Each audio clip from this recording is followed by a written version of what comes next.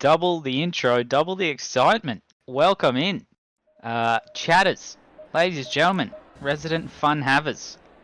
Welcome to round 2 of our Asia Pacific Pro Finals.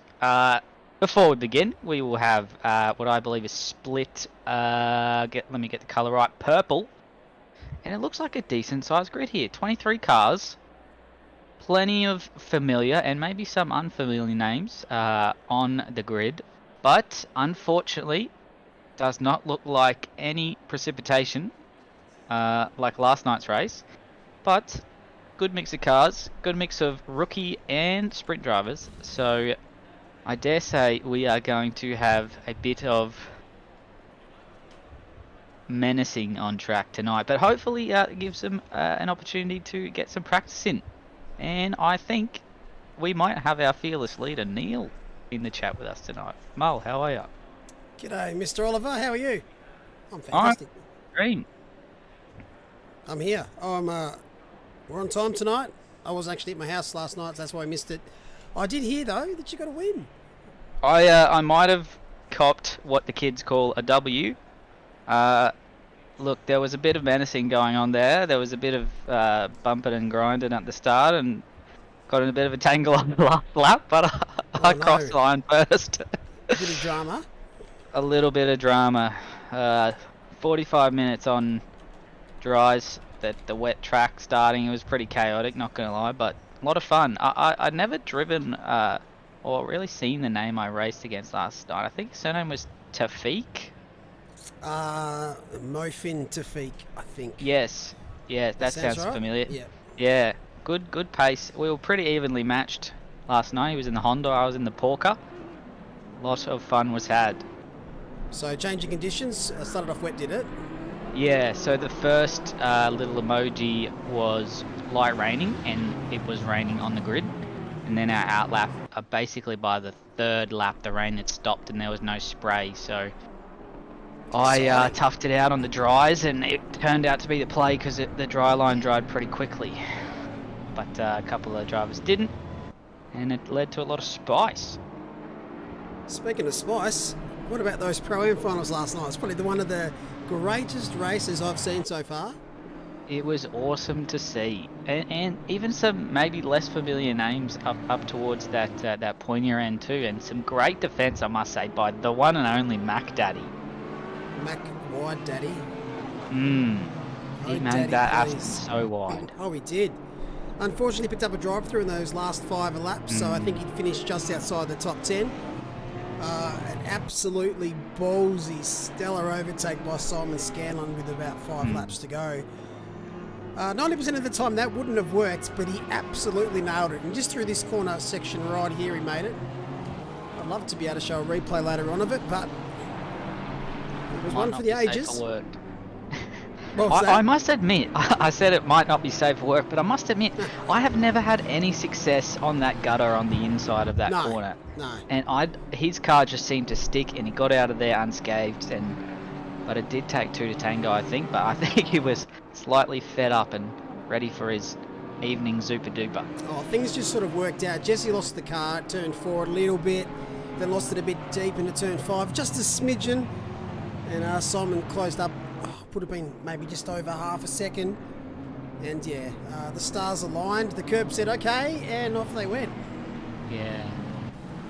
But good to see decent crowds in these pre-finals races though. Like, I know the rookies series has been quite full over most of their Asia Pacific split, so it's good to see people wanting more hungry in their week.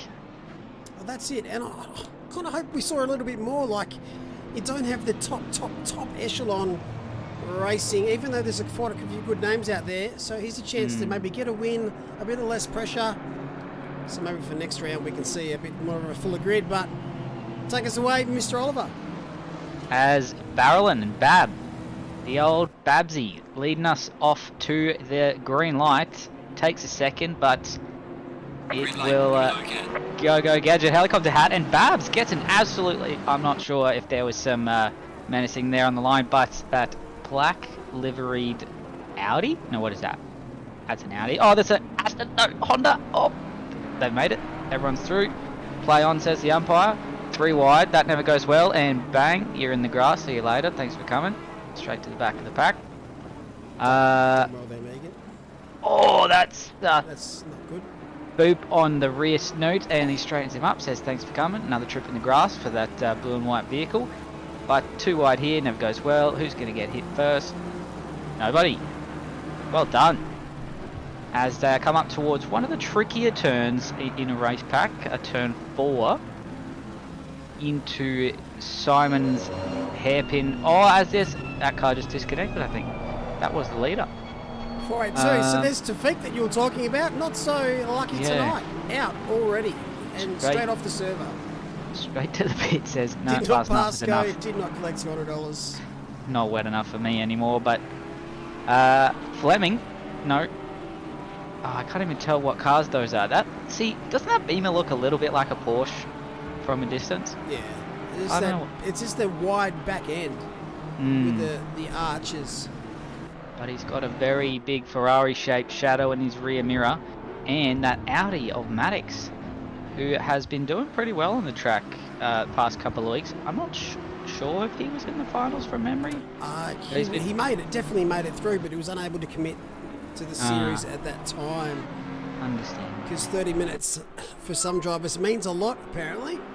Yeah, look, sleep means a lot to some people. Not to me. I'm a night dweller. I enjoy late evening video games, but I know some people are dedicated to the cause. Oh, if you can get to sleep, good luck to you. Do it. That's half the battle sometimes. But it looks like Babby, Barrelon and Maddox are going to be our 3 front runners with Mr. Chicken feed is all you need. Fleming in a Porsche at the moment, if you don't mind, Mr. Fleming. Yeah, he's been liking it. Him and I kind of picked up the Porsche at the same time last week, and kind of been grinding away in the rookie service. So it's good to see him enjoying another car. We've had a couple of discussions, and he was kind of saying he mainly drove the Aston, and I said, oh, as that tank slapper just comes out of nowhere. Those tyres are squared. Yes. Oh, there's another. Hang on. Where'd it go? What? Did that? That went through the fence. Platform just Grosjeaned himself. Is it on fire? Platform 9 3/4 is Hungarian. It turns out that car has just disappeared. It'll pop out here somewhere in about 18,000 pieces. Some things I haven't seen before, and that was one of them. So I'm going to get the replay monitor and try and find where that car is. As we have a yellow in the back, I'm not sure if it's the same car. But as I was saying, I've been having some chats with rookies, and they mostly drive the Aston and some of those more balanced cars. And I questioned them and said, "Oh, well, had you thought about changing up the cars?" And everyone said they kind of didn't. They thought they were quite comfortable. I said, "Oh, look, it'll help your racecraft, that's for sure, when you change up what you drive and what tracks you drive, and just give everything a little bit of a go." So I think that's what Fleming's done. He's picked up the Porsche and he's still doing well. So it goes to show, even though it might be vastly different to the Aston, you gotta try a couple of different cars, get out of your comfort zone sometimes, and you might just pick up a thing or two from driving a different car like that. Something else might click for you, exactly. Yeah. As these 3 are barreling along. I found it. That's so funny. Throw the joke in there. Sorry, barreling, for your surname, but it just works. 344, Fab Morass. It was? No idea. One of the most interesting ones I've seen at Hungaroring. That's so wide there. And gone. Oh, that makes more sense. Yeah. I was gonna say, because when it cut back from the Lamborghini, it looked like it hit the wall and disappeared, but that was awesome. Fleming's just holding on here, isn't he? Probably got the best seat in the house, to be fair. That's where you want to be. I do appreciate Chris Murphy adding the rest of his last name now. That's worth at least extra 5 points. What about the full caps? Is that kind of just a kick in the guts? Yeah, he doesn't get a full 10. But JP, tried. That's a very white car. That's not the JP. Not the J. Oh. No. It's not Jeep. That is... No. But there is all the letters there for Jeep and Peach. Epage. That is a very white car.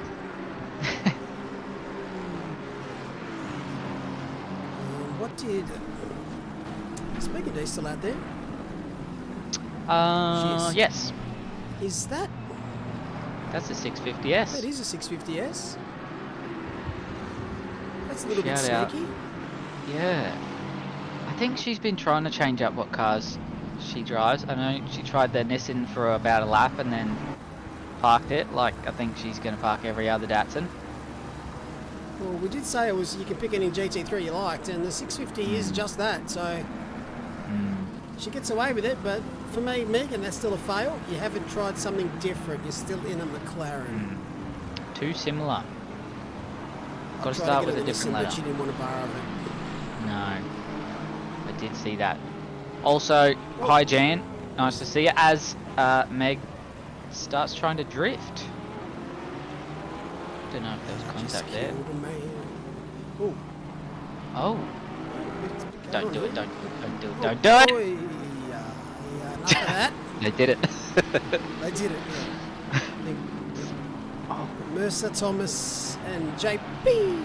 So, front runners have scooted away a little bit from. Whoa, what is going on with that car? What on Whoa, earth? Oh, did a mono. This car's going everywhere.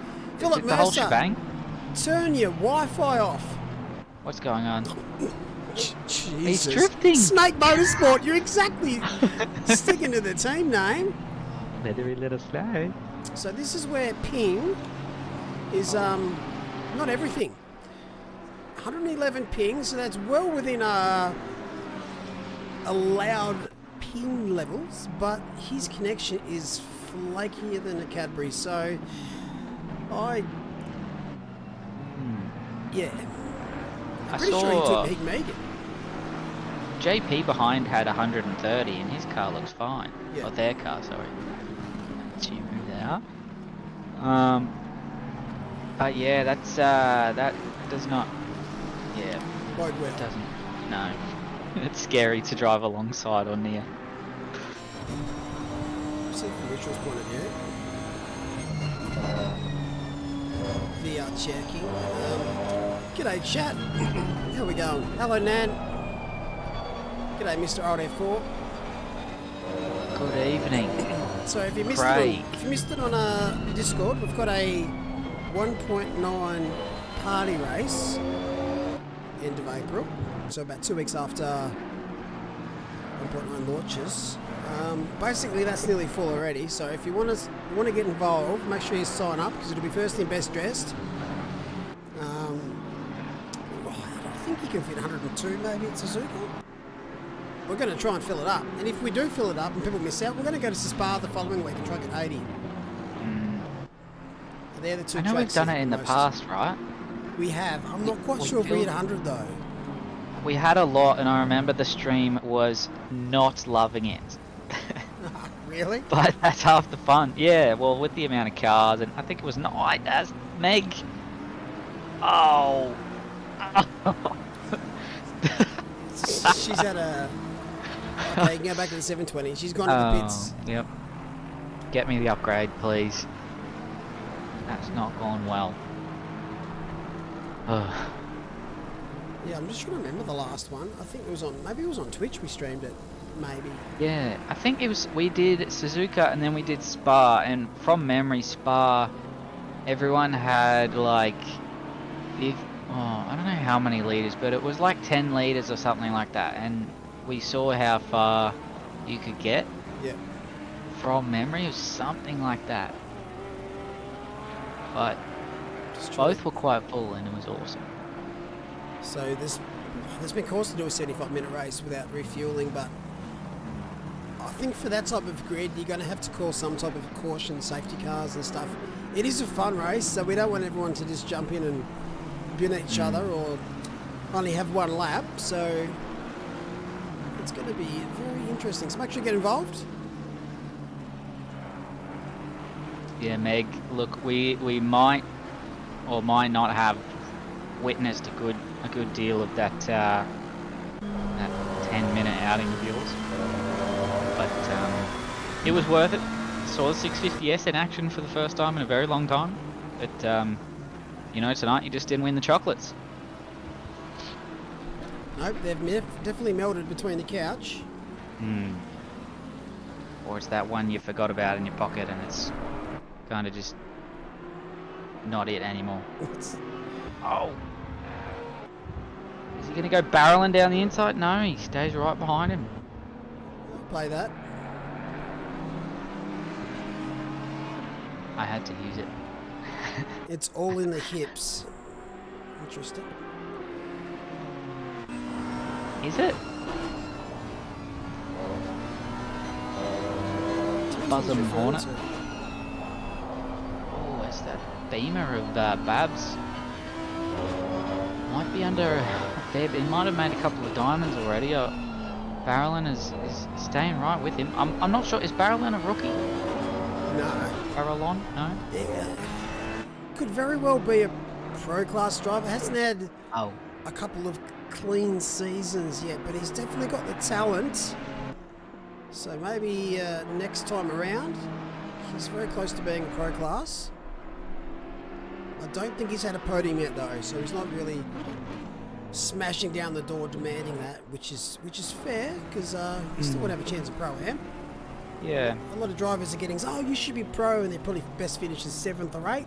Well, they're not. They're on the cusp.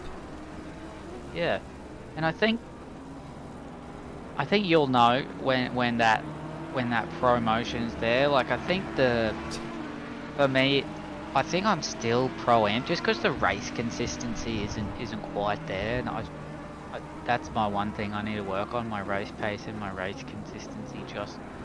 And that normally brings out results. So if you're consistent, you'll obviously finish higher more often. If you're knocking down if you're getting podiums every second race, you're going to be pro, because it's just unfair to the pro-am class. But yeah, consistency is a big factor. Yep. It's such a variable level when it comes to that. The 5th to 15th bracket in races. Are they actually got a chance to push for a pro podium, or are they just overplaying their hand pro-am? It's pretty too much focus on classes in general. Because a lot of time there's so much that goes into the results too. Like, so much stuff happens over these hour races. You never know what's happened for that person to get up in that top 5 or that top 10. Exactly. So sometimes other things happen to kind of help along the results, and then it looks a bit strange being a pro-am out of place, but did get the position, but a lot has happened for that to come out.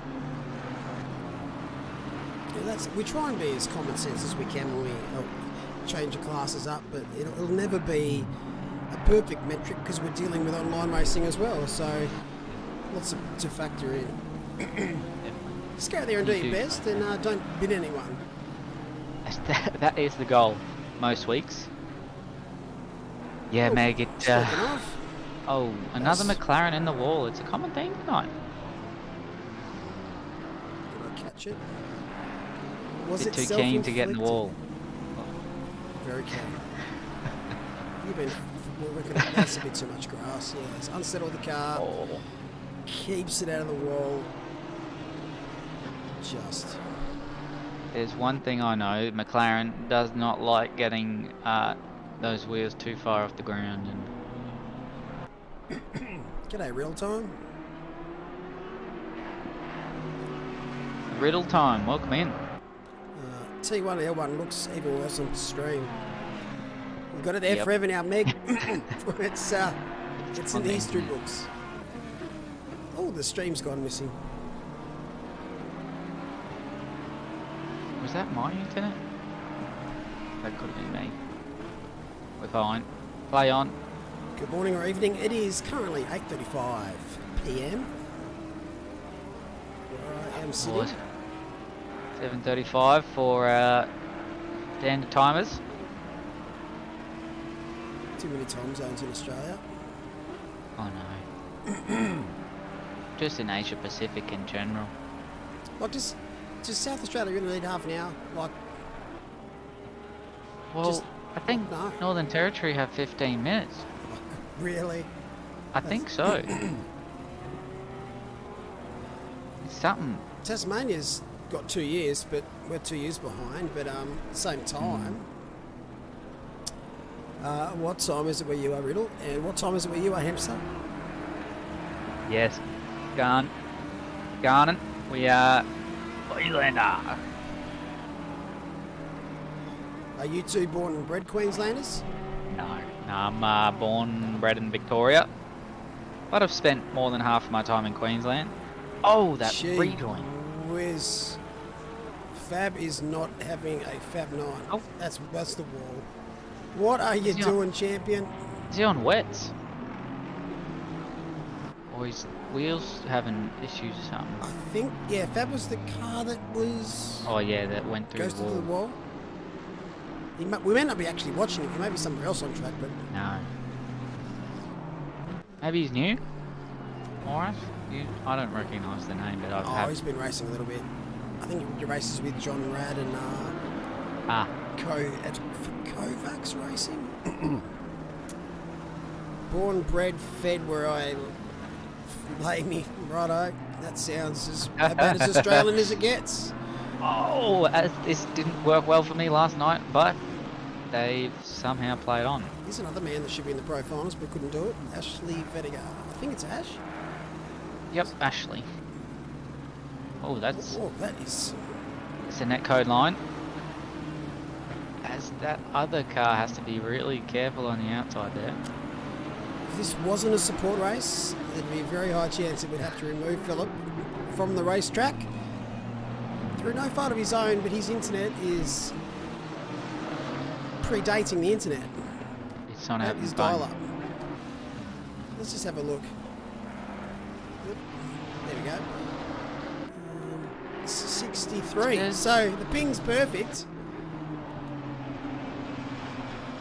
But the connection Packets. is Oh. not consistent. Packets might not be loving life. I'm feeling very judged. Well, of course. Because he's still on the One-third. McLaren. We could have picked any other vehicle and I would have allowed it. Maybe bar the Aston. Yeah, but you know, Meg just doesn't want to go too far from the nest, She doesn't. and that's all right.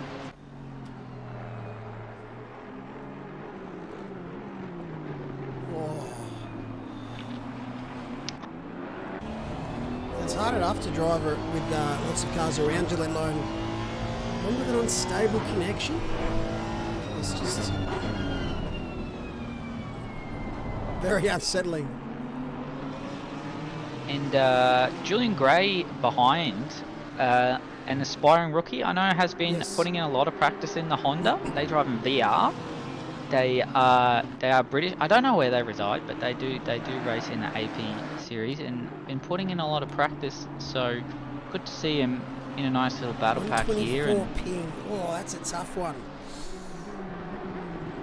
It's I don't know. I'd say straight off the bat would be like Singapore or Rapunyup. oh, let me see. Sorry, What were those? There was a channel about people introducing themselves. I wonder. I might check that channel and see if they did one of those. Introduce yourself. Unless they live in the UK and they have god tier internet. Well, Phillip, deep. Good battle though.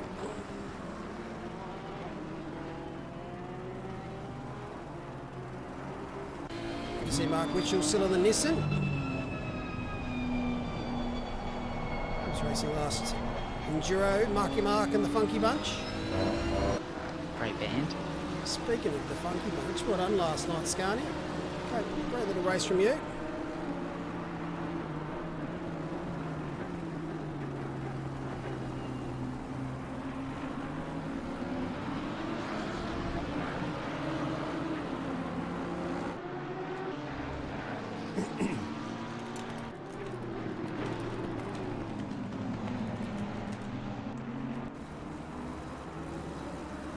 that channel.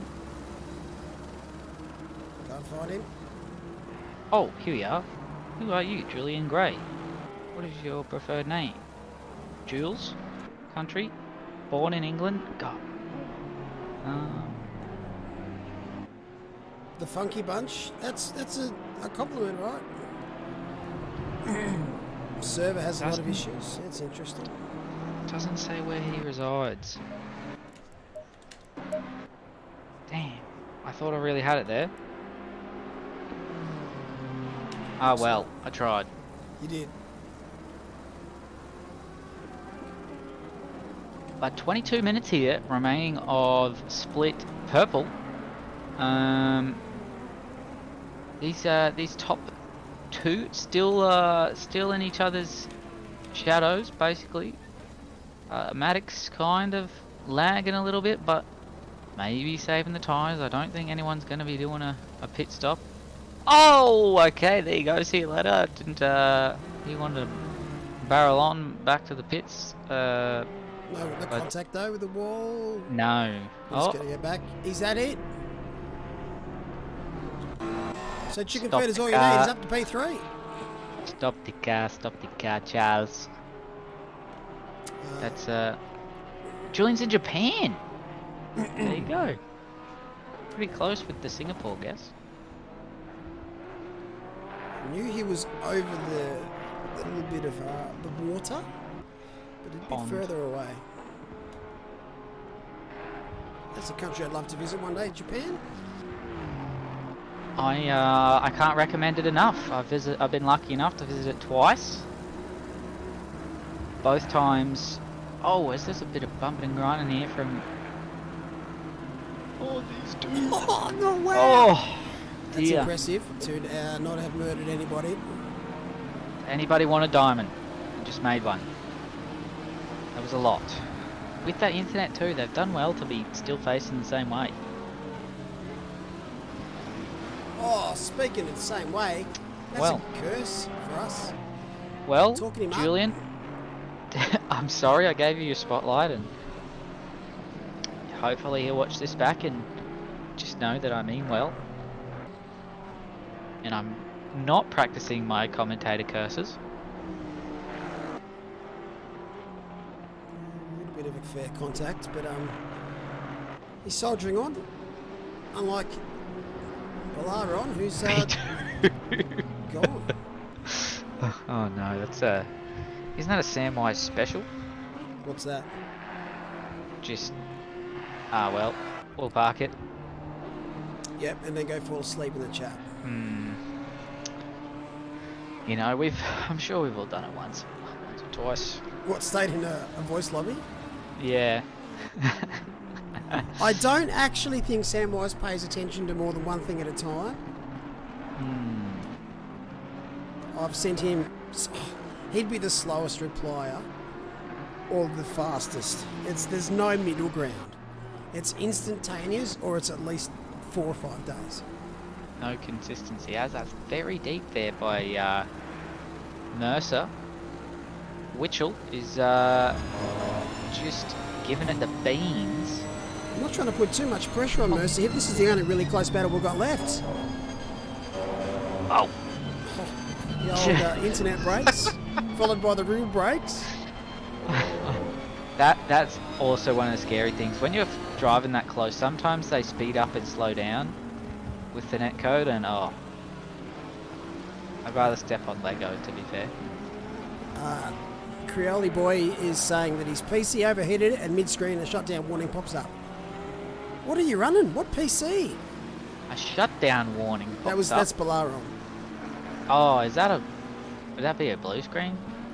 It sounds like a blue screen. Normally it's pretty heat related. Yeah. That's no fun. Like the hamsters, sorry. The hamsters are cooked. Yeah. Crispy. Must be hot wherever you are. Barrel on. Maybe get a little... Let's guess. Just try and guess whereabouts he is. I'm going to say... New South Wales. His net was pretty good. I'm going to say His New net South Wales. was pretty good. Oh, maybe not. Oh, that's tough. I'm going New South Wales. I'm going first guess. Quick. Oh... Is that a motorbike? No, that's a go-kart. I'm going to say Victoria. There's a go-kart in his photo. I know. Victorians do a lot of go-karting. I know other states do too, but I think the presence is quite high in Victoria. So I'm going Victoria. Locking it in, alright. Maybe his internet's or his computer's already died, so we'll never find out. Oh, and I'm not going to be able to sleep. Creole boy, whereabouts in Oz? Don't have to give city name or location or latitude, longitude. Or suburbs. Just a state we'll accept with postcode. Actually, pin it and send me a photo. I'm going to guess WA. Well, Megan's gone WA. Do you have any other chats? Yes. Oh, Get well in done. there, son. Get in there. I'm just going to say his PC might not have the best cooling on it. That's Oh, a fair guess, I reckon. My CPU fan has given up. Yeah, look. You might need to get onto that, not gonna lie, as this sim racing thing is pretty CPU intense. Maybe let's guess suburb now. Nah, let's Oh. not. I don't want to dox him on stream. Now, Tell me do what not AFL say team to go for. Yeah, we'll judge you on And that. We'll probably work out where you are then, but no, definitely don't put your suburb, street name, street number. New game we're going to play. Guess the state of the driver. Guess the Besides rest. sad. Well, I think... Okay. So, I was going to guess Meg, but I've seen Meg said New South Wales is pretty cool at the moment. So, not helping. As we welcome Mike Crick into the game of Where is That Chatter? Speaking of legends. What's the game? Guess the state. The Guess the or country. Yeah, guess the residents. Guess the residents of what? It's people, drivers, chatters. So I guessed Crawler Boy in chat. He's from Victoria and he's in Melbourne. Goes for the Tigers. West Tigers, that is. Or the Richmond Tigers. I reckon West it's Tigers. Richmond if he's in Vic. That's the wrong sport, sorry. The West So, Tigers is NRL. He's but not I tried. living in. Doesn't have to be living in Richmond. But you'll No. find Crowley Boy on Punt Road, number 69. At the Cricketers Arms.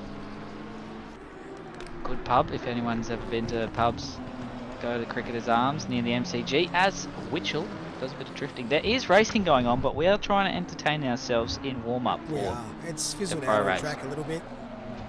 It's just standard driving there in the GTR from Witchell. Northwest It's not drifting, you're not Tigers. driving it. He's Do been you know more where sideways than Richmond is? Mercer. Sorry. Jason Gowers in chat said Mr. Gowers, you Northwest need old F4 again. Northwest Victoria if a Tigers supporter. Isn't Richmond on Can't you be in Melbourne? the... Isn't... Southeast Melbourne. It's like southeast. It's the other way.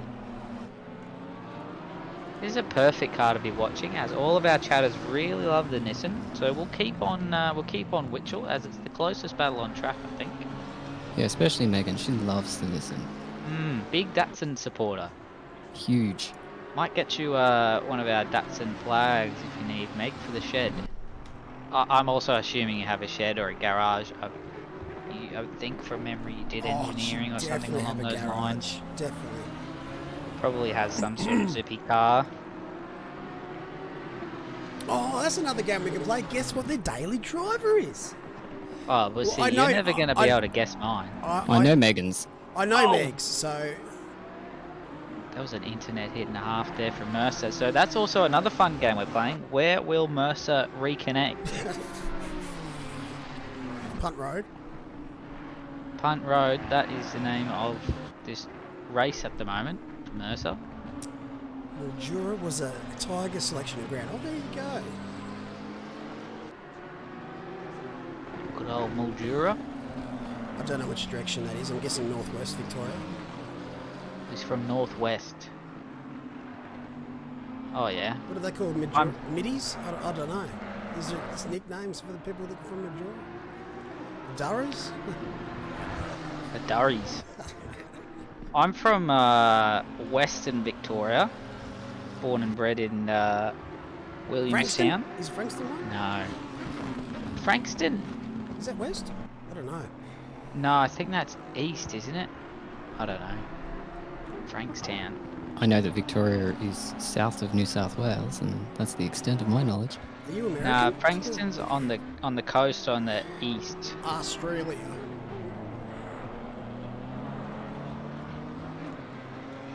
It could be a doggy supporter in Northwest. Footascray. It's great. Footascray. Up the doggies. Okay, back to Mull's. Let's go. What's Michael Babb's daily driver? It's Bentley, isn't it? What is it? A Bentley? It's not a Bentley. That's his nightly driver. Good question. He's got kids, right? Yeah, it'd be some type So- of station Like an Outback. wagon or an SUV. Subaru Outback. Nobody has station wagons anymore, just you and me. Just you and I. Gotta be a Subaru Outback or Subaru XV. Subaru XV, I reckon, would be a good shout for Babsy. I reckon Can't he's wait a for him to Toyota hate RAV4. me. He's a RAV4 man. Yeah, RAV4 would do it. So we're wagering some sort of SUV here, which is kind of sad, honestly. It's gonna be a while till we find out, unless someone Ford knows. Fairmont, we'll find out. 1984 Ford Fairmont. You fit anything in that thing. You Falcon. He's not a Subaru guy. Oh, well, there you go. Do you know what he drives, Meg? Triton. Nothing will frighten a Triton. Everyone drives those silly things now. Some sort of dual cab. Gotta be an Amarok. Oh, Navara? I don't Let's think just he's a name Nissan every person. four-wheel drive. Oh, he wouldn't be a Nissan person, would he? Yeah. No, he's not a Nissan Yeah, he's folk. not a Navara. We'd know. We all know each other. Not one Oh, of they're not us. sure. Meg's not sure. For those just joining, we do sim racing sometimes, but this is more fun during a support race.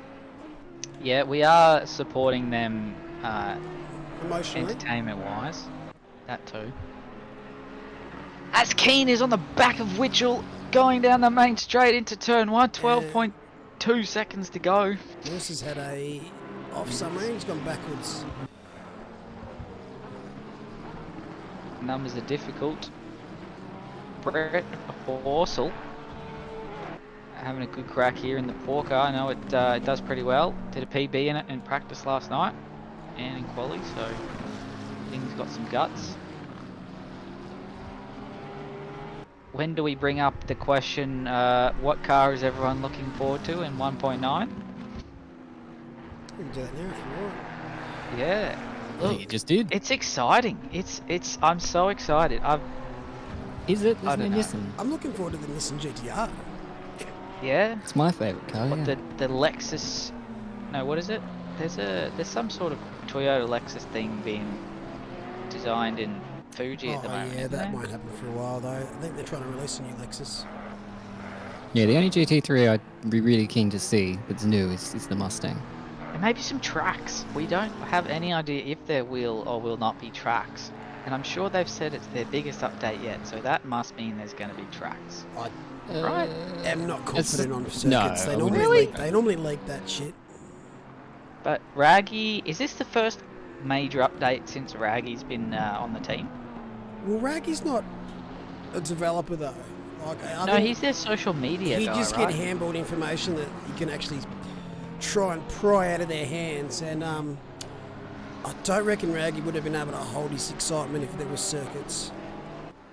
He's the community manager, that's right. So I'm sure he'd have something to do with what's being leaked at what. It's also weirding me out that stupid. All of the videos have been in the dark. Yeah, I just think that's the way they're trying to like capture the curves and the angles and the excitement a little bit more by. Which Yeah. is strange because I've gone over the old videos of them releasing cars and stuff, and it hasn't been in the dark. No, and that's where you see the tracks too. When the Porsche Cup came out, you saw all the American track. I reckon they're taking tracks out. It's just Spa, Really? but you get 27 Retiring different tracks. cars. Imagine. You're We get describing my all of the personal hell. layouts of Spa. Imagine the. Actually, you can ask your money back if they're taking content that you recently purchased. You're damn right I would, especially if it's only Spa. No, Worst track in the game. I can hear we've JP been. from here. It was confirmed somewhere that Spa is not getting a rescan or an update. Yeah. I did see that in a chat somewhere. They won't do it because it costs them another license to get a different version of the circuit. So that's why I don't see Paul Ricard update. Zandvoort, Barcelona. There's another one as well, but I can't remember which one it is. I also want to be the first bearer of bad news tonight. TVJP Sim Racing. I don't think anything will happen to the Bentley as it's not really raced anywhere in the world from a factory point of view anymore. I think there might be some standalone owners in Australia and some other areas that have some remaining There's only Bentleys. actually one Bentley left in the world, and this man drives it as his daily, Michael Babb. Yep, that's the only one left. So Babs, he's parked that one and is probably going to put it in a museum, I'd say. I think he's parting it out to the other car that exists, but we don't know where it is. Imagine just like the Nissan. parting out a Bentley. 400k That would be cash. strange. But it's the same ballpark as the Nissan. That thing doesn't really get raced anywhere anymore, and It does in Japan. It doesn't, yeah. It does in Japan a lot in Super GTs and stuff, but yeah, it's just not an SRO car that's got no factory support now. So yeah, it's again we're going by the wayside a little. Oh, Cody. as that He's in a McLaren is not It's a looking very good. sad looking McLaren. Yeah, cooked. Looking over in the practice server for the Pro Series, it's sunny but overcast. 42.7 on the practice server. 3/10 separate the top 5, which is good to see. Paqueta, Hasnam, Burrs, Sweet and Kai Rudin. We're about 2 minutes away from qualifying. So we won't watch the rest of this race. We're just going to assume that Babby wins. It's been an extreme level of fizzle out in this server, I must say, since the Residents game began. The old fizzle. Jazzy fizzle. Jagged edge. Who's going to the Grand Prix this weekend? You probably don't live in here if you are. This is all that's left. This is I the was left part of it. I'm part of a team. We did a sponsorship for the Formula One, and I'm not one of the lucky ones who managed to get a ticket. So no, I'm not going.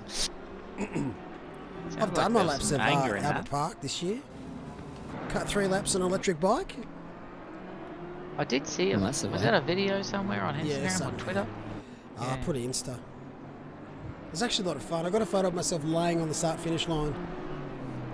On the road? Yeah, it looks strange with all the walls up and all the stadium, like the seating sections up, but there's just nothing there. Yep. It's cool to see. You should do it next time. I'll definitely be there next year, that's for sure. Because last year was good. I didn't get enough time there. But yeah, tickets were tough to get from what I saw.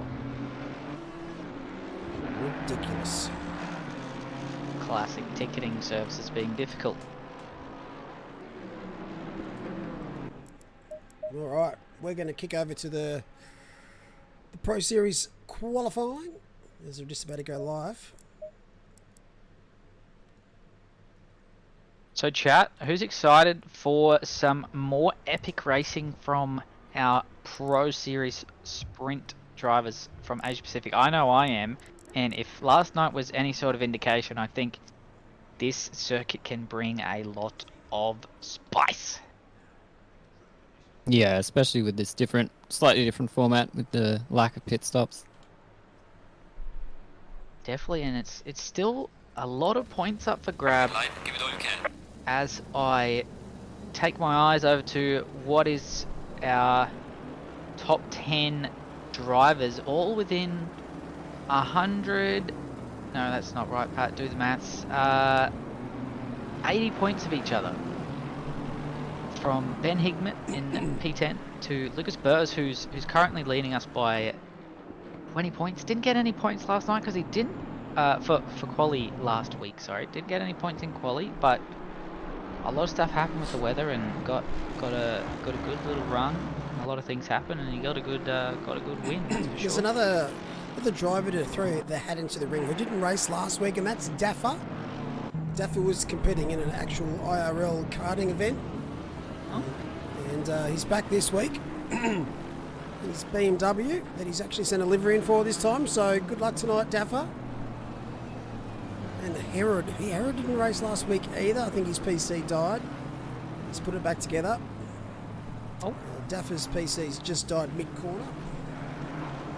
But I will leave you, Pat and Mike, with the trusty hands of the streamers, so good luck tonight. Thanks, Mole. Thanks for hanging around in purple. And Keep guessing those suburbs. Yes, well, Gibbo, he's Victorian from memory.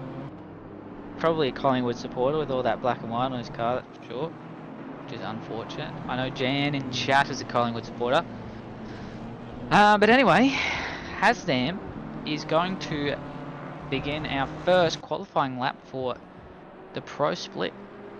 Who are you liking the look of tonight, Mike? You were here last week, weren't you?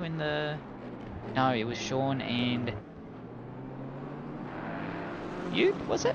It wasn't in the booth. I can't remember. It was Sean and someone else. But I can't remember who the other person was, unfortunately.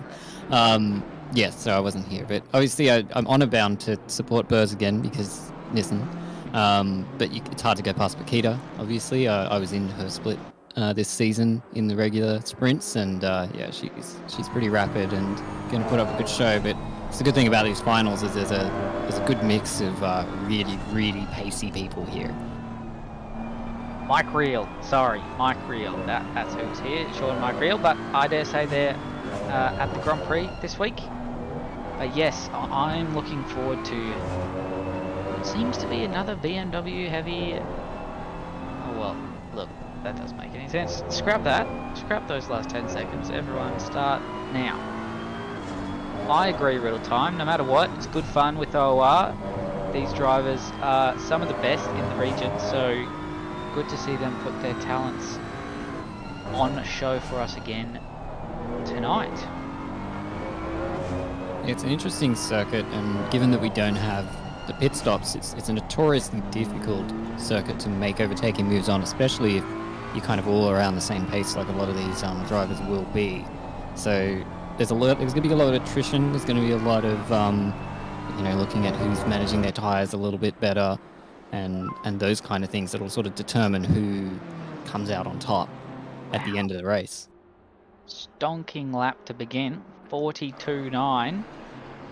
And also, another thing to note, last week, unfortunately, Philippa Akita had a disconnect early in the race, so she has no points as well. So there are a lot of points up for grabs, and I think a couple of other drivers might have got unlucky with some mechanical failures and things like that. So a lot of points up for grabs, a lot of moving and shaking. I know one of our MVPs last week with James Conboy didn't have the best qualifying with the conditions, but a race of attrition for him and went from the early 20s to 14th, so did quite well himself. It'll be interesting to see where he can put the McLaren tonight, as it looks like Sang is beginning his first lap. Yeah, you just got such a wide spread of talent on display here. Like I said, it's what makes finals very interesting, because we see it with the Pro-Ams, they're all really close together. There were lots of big battle packs and big chains all following around. And I think we'll see a similar sort of thing here, but obviously the pro drivers a little bit faster, a little bit higher on pace, and a bit more experienced than some of the Pro-Am guys, so we're likely to see a few less mistakes from them, which does mean that there might be a bit of a procession here, and I think it's really going to come down to, those elements that I mentioned before, like your tyre wear and just a simple management of the car. I think I'm going to be the devil's advocate there. I think last week we saw drivers maybe pushing it a little bit more than they were used to try and get those extra points. So I dare say there's going to be a bit of hip and shoulder, even from the regulars. I know there were a couple of boops and bips around as Philippa's giving it the absolute beans. She's on for a stonking lap here. She's going to be in the mid 42s. 42.5. Good call there, mid 42, pretty much bang on, and exactly what we'd expect to see from Bakita as Burrs brings the mighty GTR around the final corner. Looking like a good one from him as well. Oh, that's epic. And he has that car on the edge of what that brick can do. That aerodynamic brick they call the Datsun. That's so sick to see. It's sickening. He was drifting the entry to that last corner. Yeah, Maybe that's how you have absolutely. to handle the GTR. It kind of is, especially at Hungaroring. It's not a track it enjoys a lot, so it takes a fair bit of talent to bring a time like that out of that particular car. So very impressive. In another familiar face, Ali Kyrudin, who might not have had the best race last week at Donington, but bringing that BDE Motorsports energy and almost, look at how close all those times are. Even in the mid-teens, they're all within a tenth or half a tenth. Or as Daffa goes faster with the 42.35. Holy macaroni! That's a lot. So these drivers who weren't there last week they've really put in some work by the looks of things this week, and because I know it's not usually priority qualifying position, but I think at Hungaroring it's probably the track that it is a little bit more important to do as well as you can in quali. Yeah, absolutely. Like I said before, difficulty to overtake, so your track position does really matter quite a lot for this particular race. Again, you can't do pit strategy and rely on that for your overtakes. As we see, it's at 42.7 there from Ristofani. Very nice lap there. So yeah, like I said, very tight up the top of the field. Plenty of pace here. Really Herod going around. See what the Lexus can do. Best sounding car in the game. Changed my mind. I don't think you can. I think that's just anybody who disagrees is just wrong. Aston V12 would be the second, number 2, but Lexus has the sound for me, as the Sonicus brothers cannot be separated. I think they're in 11th and 12th, so holy Hasnam, 7. Look, he's got a sector and a half to go, but is having an absolute stonkinator of a lap. Can this last sector be the last sector of dreams as it gets the nose right in and on the power nice and early? I'm going to say it's not his best lap. He has a couple of tenths up his sleeve in the middle sector there, but still going to show us what they have to offer as he's setting up a lap with 6 tenths up. He's going for a setup lap. You do not see that very often. It's just yeah, that was strange. It's like, oh, this is 7 tenths just disappeared, He's done a setup lap and he's still done a 42.8. Maybe it was invalid. You may have invalidated it, yeah. But it didn't come up. But anyway, Vintena. I smashed that pronunciation. Vintena. I believe Yet that's put a lap accurate. in. Up. Oh, the Delta doesn't. I'm going to say the Delta's lying. Yeah, hasn't done a best time yet, so we can't really rely on what that's telling us at the moment. It looks pretty nice and stable. Gets nice and wide to kind of open it up a little bit deep on entry, but maybe that's the late apex they're aiming for. A lot of speed on exit, and is going to do a 43.9. So goes to show how tight this whole field is. 2 seconds for the top 21, I think it was. That's pretty close, I must say. As Gibbo just invalidates and is going to probably go and get a fresh drop of fuel and a fresh set of tires and go straight back out.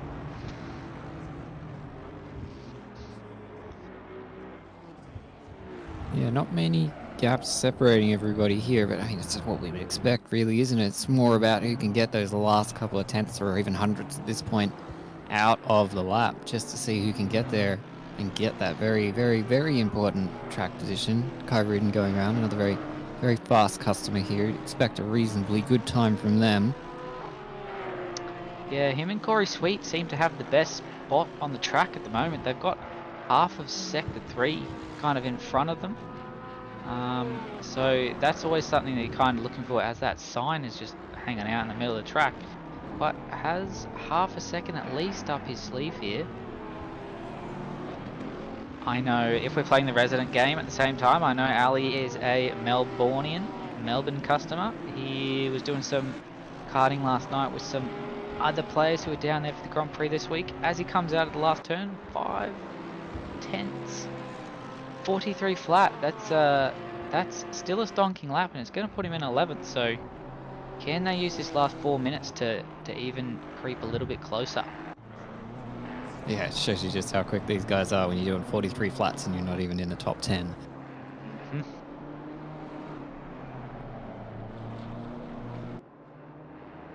Chris Sang here, had a very interesting race last week, led for a good portion of it, but was under a lot of pressure by Lucas Burrs in that Nissan, had him all over him for a good 40 minutes or so. Looks very gripped up, hitting his marks, getting nice and cambered into the second last hairpin, getting all the way out, hitting an early first and a late second as they get stuck into the camber again. Is he going to improve?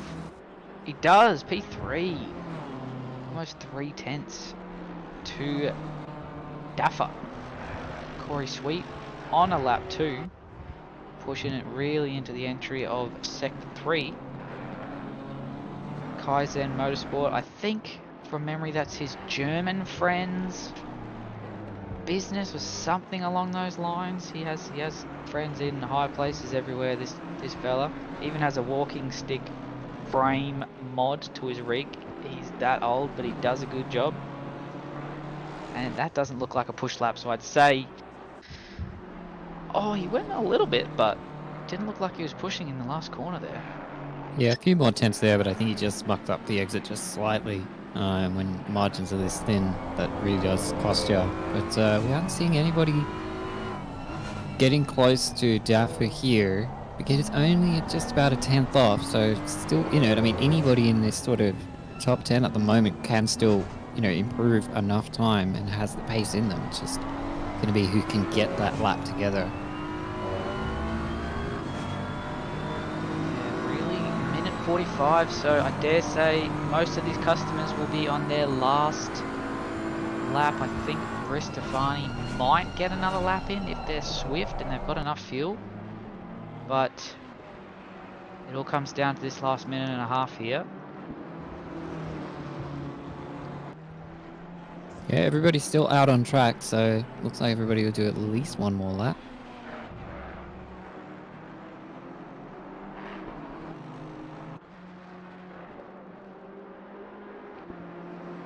But if there are any rookies or new ACC drivers tuning in for the first time, you've picked a perfect time to tune in, as you can see the best of the best in our community and even in the region battling it out here tonight, as Philippa Bakita goes less than, that's 1500ths, or that's 1800ths off the back of Daffer here. Has one more lap to give it the beans, as they say.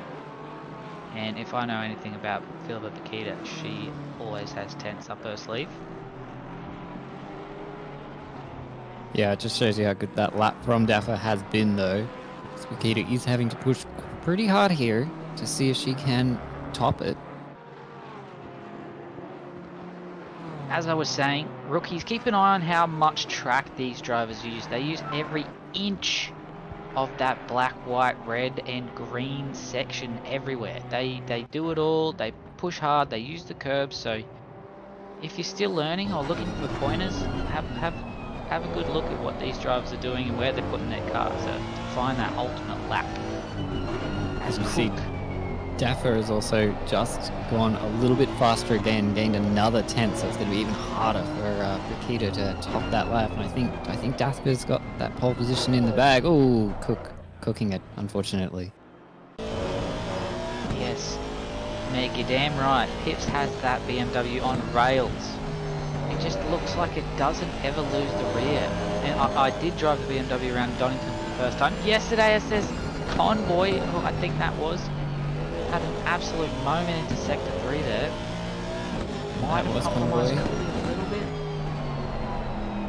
Zeroed out. They've got some seconds up their sleeve.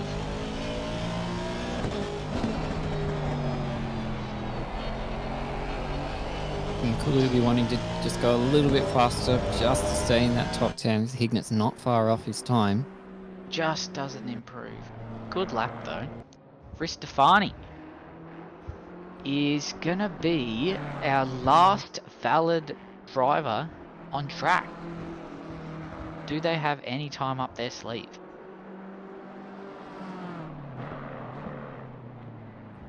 Oh, car 789. So that's Hasnam has a 2-place grid penalty for speeding in the pit lane. Maybe trying to be a bit cheeky there and gain some time as Daffa improves slightly. Yeah, just getting a couple of hundreds there just to make sure nobody beats them. But yeah, that's pole position pretty much in the bag for Daffa there. So very well done. Well done, everyone. And look at all those BMWs in the top 9. 1, 2, 3, 4, 5, 6. Is the car good here, they say? Yeah, pretty strong track for the BMW, which is interesting because it's not typically a track that the front engines are renowned for being good at. It's usually more of a mid-engine kind of track, but the BMW just seems to... It's like the Porsche, it's just good wherever it goes. Yeah, and I've started to find that out actually. I'm liking driving the Porsche. I didn't think I'd get along with it well, but I'm liking driving it at the moment. And even the BMW, I drove it for the first time, as I said, doing some practice for Donington, our next endurance special event, coming up in 20 days. Is that right? 19th of next month? Yeah. It's like the last day. It's the day of the new patch, isn't it? No? Am I wrong? Oh, sorry. Yeah, no, that is, yeah, 19th is when the new patch comes out. Let me find... The next event is on the 15th. So, 15 days, April 15th, thanks Race Control, is going to be our little farewell, I dare say, to this patch. And boy, am I driving the BMW around that terrible circuit. Donington, bin. Put it there. Oh, I love Donington. Donington's a great track. I said it. Not a fan of this one, personally. Not a big fan of Hungary myself, but that might just be because I drive the GTR, and the GTR's not particularly fun here for me. Yeah, and I think that's why I might enjoy it, Meg. It kind of... It turns. The BMW, despite popular belief, it does turn when you ask it to turn. And its TC is really strange and works on 8 out of 10, I think. Yeah, 8's usually a good one for the BMW. Yeah, it's a weird car. It's very stable. It's yeah. It's if you want something that's, nice, comfortable. I don't want to say easy to drive, but comfortable to drive, especially in a long stint for endurances and all that kind of thing. The BMW is a very easy choice to make. Since release, even had a couple of patches and nerfs to it, it's still a very stable car for almost anybody to sort of pick up and drive. Similar to the Aston, but a little bit less character than the Aston. The Aston's got a little bit more bite to it. BMW barely makes noise, bit of a snooze fest to drive. 20 seconds. Doesn't usually get too tail happy if you're running TC8 and a bit of a dancey setup, but yeah, if it made a better noise, I would enjoy it a little bit more. But have you signed up for the 100 at Suzuka thing, Mike? Did you see that announcement happen today? I will take any excuse to drive at Suzuka. Yeah, we're doing an old versus new kind of thing, I think. And from what I understand, there's been about 100 sign-ups so far, so get your name in and get amongst it. As we start the outlap, I think best thing to do now is have a look at our points. Leading after our first round, Luke Spurs on 150, and followed by Chris Sang on 130. And then followed by Hasnam, currently in P3, Corey Sweet, P4, Matthew Lamb, who I don't remember seeing tonight, might be at the Grand Prix, so isn't racing tonight, so that might spice things up even more. Austin McNeil, P6, John Sonicus, P7, Chris Cooley, P8, Liam Hamilton, P9, who I'm also not sure if I saw earlier. Benjamin Hignett, P10. Chris Stacey, P11. Callum Gibbons, P12. Rialto Ristofani, P13.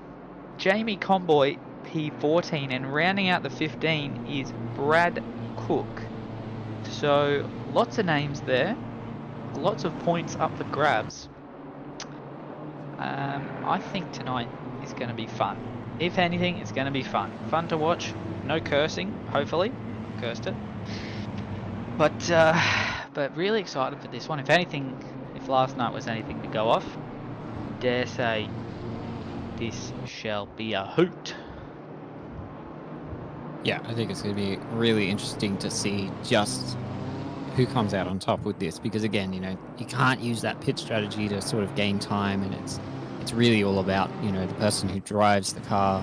You know, it's not even necessarily purely about pace. It's who can get the most out of the car consistently with as little mistakes as possible. I mean, I know that's racing in general, but it really shows a lot more when there's no pit stops to cover up any of those mistakes or to, you know, potentially make up for an error.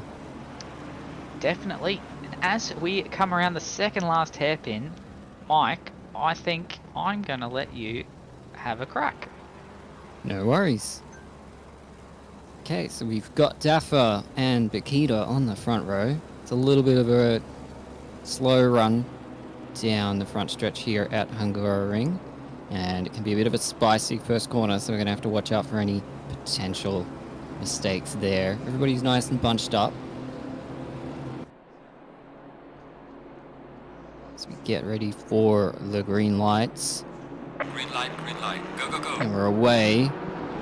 It's like saying there, taking an early look up the inside, but Daffer is holding on. Bakita falling in line behind. Everybody's staying pretty much well with a little bit of 4 wide action at the rear, 3 wide, but looks like everybody's navigating that quite well as Burr's getting stuck in the middle there. He's losing a little bit of speed. That's very dangerous position for him to be in. Daffer coming around the next section of corners is that's Bakita. She's gone wide. Vera lost a lot of spots there. That's not going to be easy for her to get back, even with her pace. Everybody still managing to avoid contact, though, for the most part. I haven't seen any yellow flags come up, so I think we've had a pretty safe first lap so far. We see Sonicus on the back of Cooley here. That is John Sonicus in 9th position. So a couple of little changes for positions up the top of the field there, but it doesn't look like any major contact, and everybody just staying very nice and clean throughout this first lap.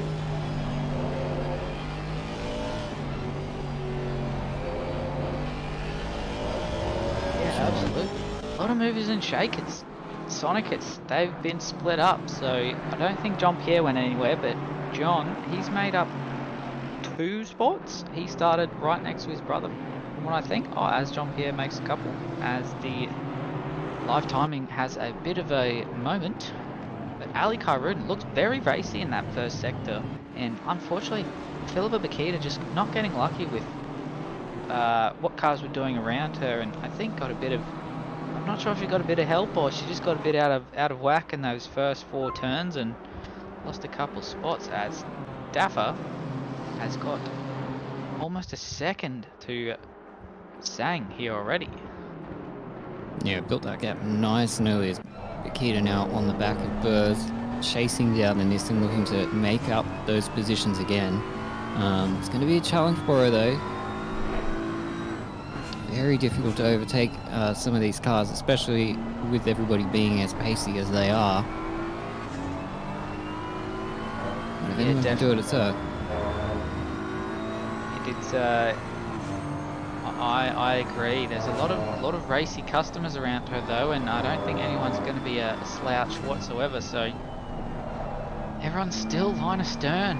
From what I can see, the most part, we had 1 yellow on that first lap coming into the chicane. So no doubt there was a bit of a accordion effect going into that braking zone, as there always is. But that Nissan livery, I like it, despite popular belief with a brick with a wing on the back. That is one nice livery. He's done a great job there. Yeah, I believe it's based off an old Need for Speed Underground livery, as Bakita just makes that pass look very easy there on Burrs. I saw it as if Burrs just backed out of it there. She just came right up on the inside and just, it was almost like he was standing still there. So really good, strong move there. I think that's probably the smart thing to do. It's a long hour race. If you want to be right on the bumper of anyone, I'd say Philippa Bakita is the one you'd want to try and hold on to. So Daffa putting in 43s on this amount of fuel. That's so impressive. But good to see some moves and shakers. Philippa putting in some work. As we see, Hasnam in the back had a 2-place grid penalty. So I think they may have already got those back, but a lot of racing ahead. Yeah, not too many separate packs. We've got a little bit of a gap there. Looks like, you know, back about 12th or 13th place. But everybody's still really close together here, so hasn't been a big drop off. And we'll just see how those little packs develop. But everybody just staying pretty much line to stern here, as you were saying earlier.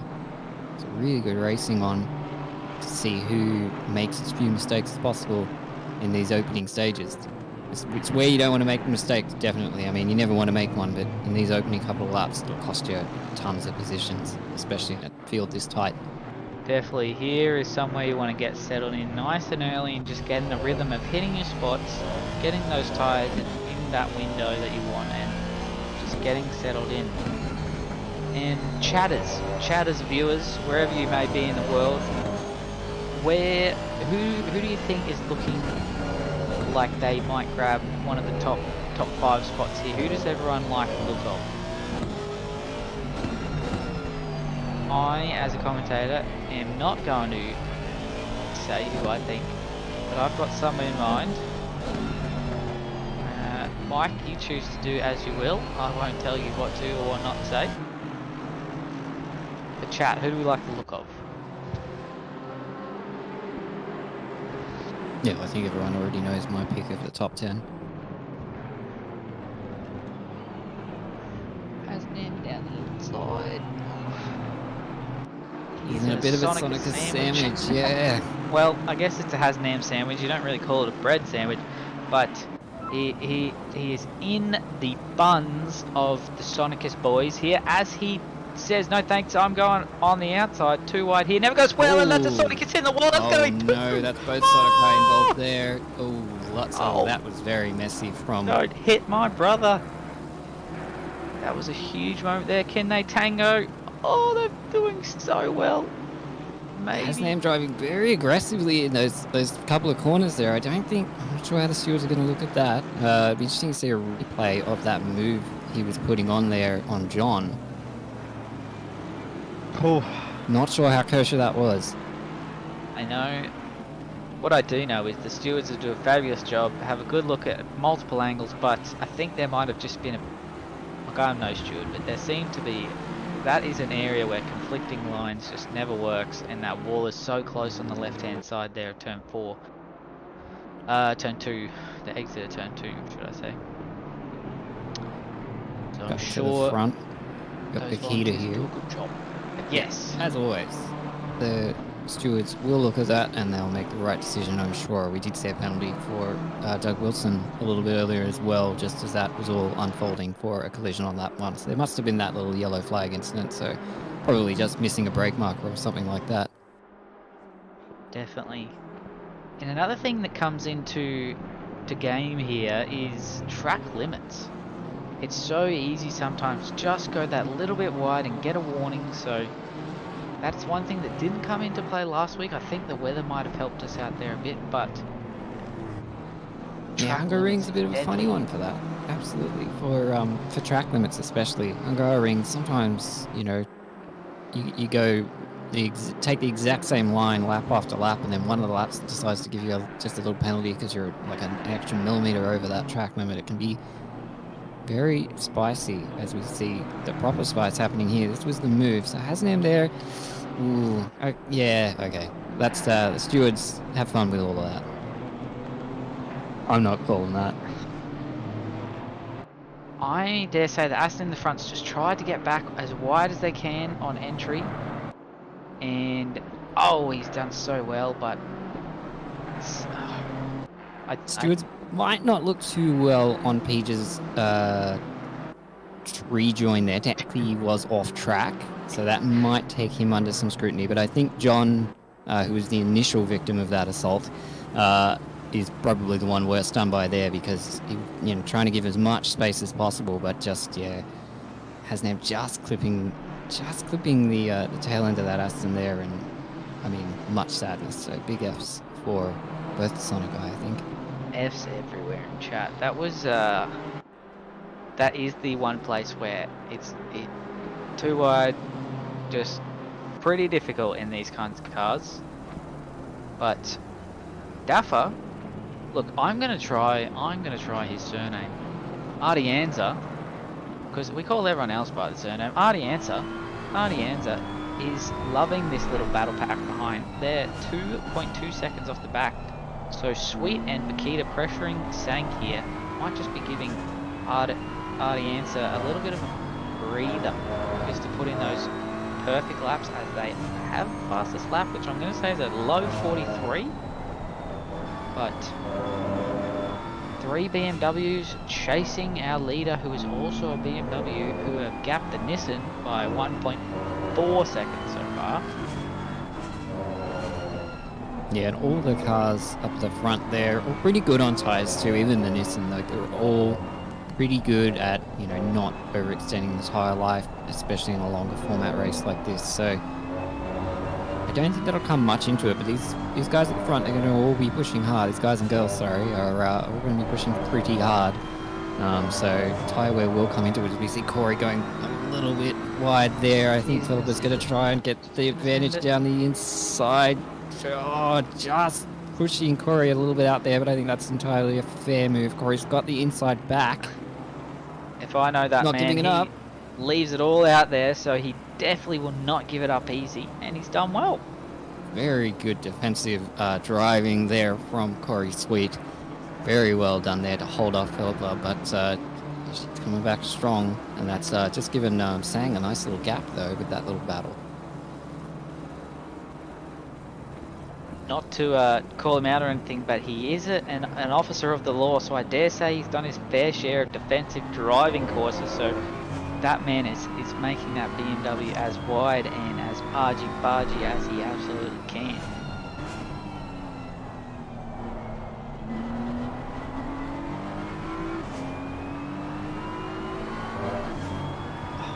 They just send it over that jump, don't they? Yeah, BMW takes that with ease.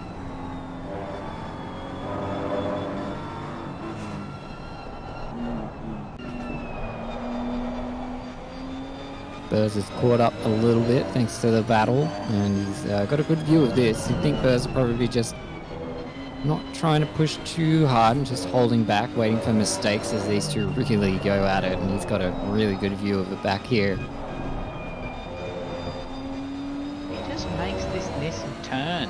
I feel like when I tried it in the past, turning was not its absolute strong suit.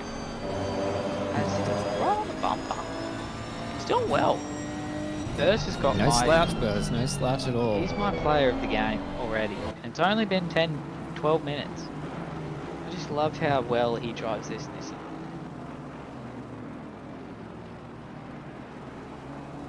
The three of them catching back up to Sang already, so I think Sang just a little bit slower, or perhaps being a little bit safer and more conservative, because that gap to Daffer just continues to increase, and obviously Daffer's got a lot of pace, but it has seemed like Sang has sort of been kind of the cork in the bottle here for this sort of top 5 of drivers, as they all come really close together there through turn 1.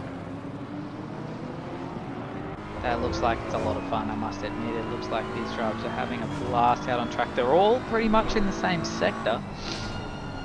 Still, 13 minutes in, so who will be the big movers and shakers? As Hungaroring has another big BMW on his bumper. They're going to go too wide up through turn 4. BMW is maybe going to have to yield. I don't know how it goes, overtaking on the outside there. I would be raising my eyebrows at extending the track limits to gain an advantage there, maybe. Well, he's 100% going to get a track limit warning for that from the game. Whether the stewards deem that as an overtake off track remains to be seen. It looks like they've got a couple of things to look at in these opening laps, so I think we'll see a couple of penalties start to come through. Whether we see anything come out of the Hasnam and Sonokai incident earlier, it remains to be seen still. Yeah, I dare say they're taking every good look at that, and they're putting their best eyes forward, trying to be as fair and reasonable as they usually are. They are all volunteers, chatters, members of the chat. If you've ever wanted to get amongst the amazing group of volunteers, I know. Always looking for hands to go up, commentating, to doing data entry, to stewarding. So if you've ever been interested or want to learn, I'm sure if you put your hand up in one of the lounge chat rooms or the ACC chat rooms, get amongst it, like and subscribe, share it where you can, and just enjoy your time as we are 15 minutes into our second race of Asia Pacific Pro Finals.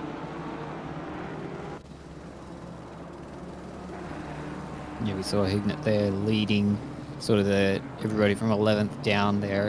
And we're starting to see the field break up a little bit. There's a few more gaps on the track than we saw earlier, thanks to a couple of little minor incidents. But everybody's still holding close together. It doesn't look like anybody's going to fall off this lead lap anytime soon. There's dipped a wheel there, so all giving it the absolute beans, that's for sure.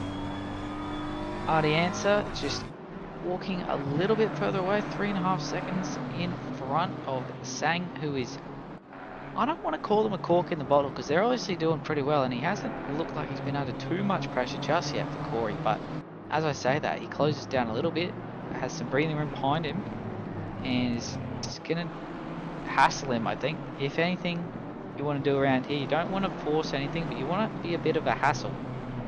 Try and see where you're gaining the most, where they're extending the most, and try and make your best educated decision, as Morgan has Hind on his inside.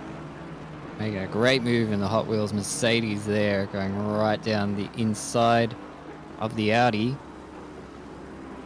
Gibbo might be a bit unlucky here with that Aston on the outside of that. Might be Velasquez. No, that's McNeil.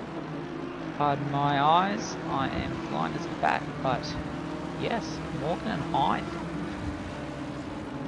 doing God's work back here in P20. So still a lot of good battles as we see our first yellow flag back at the last corner there. I'm not sure what happened with car 443.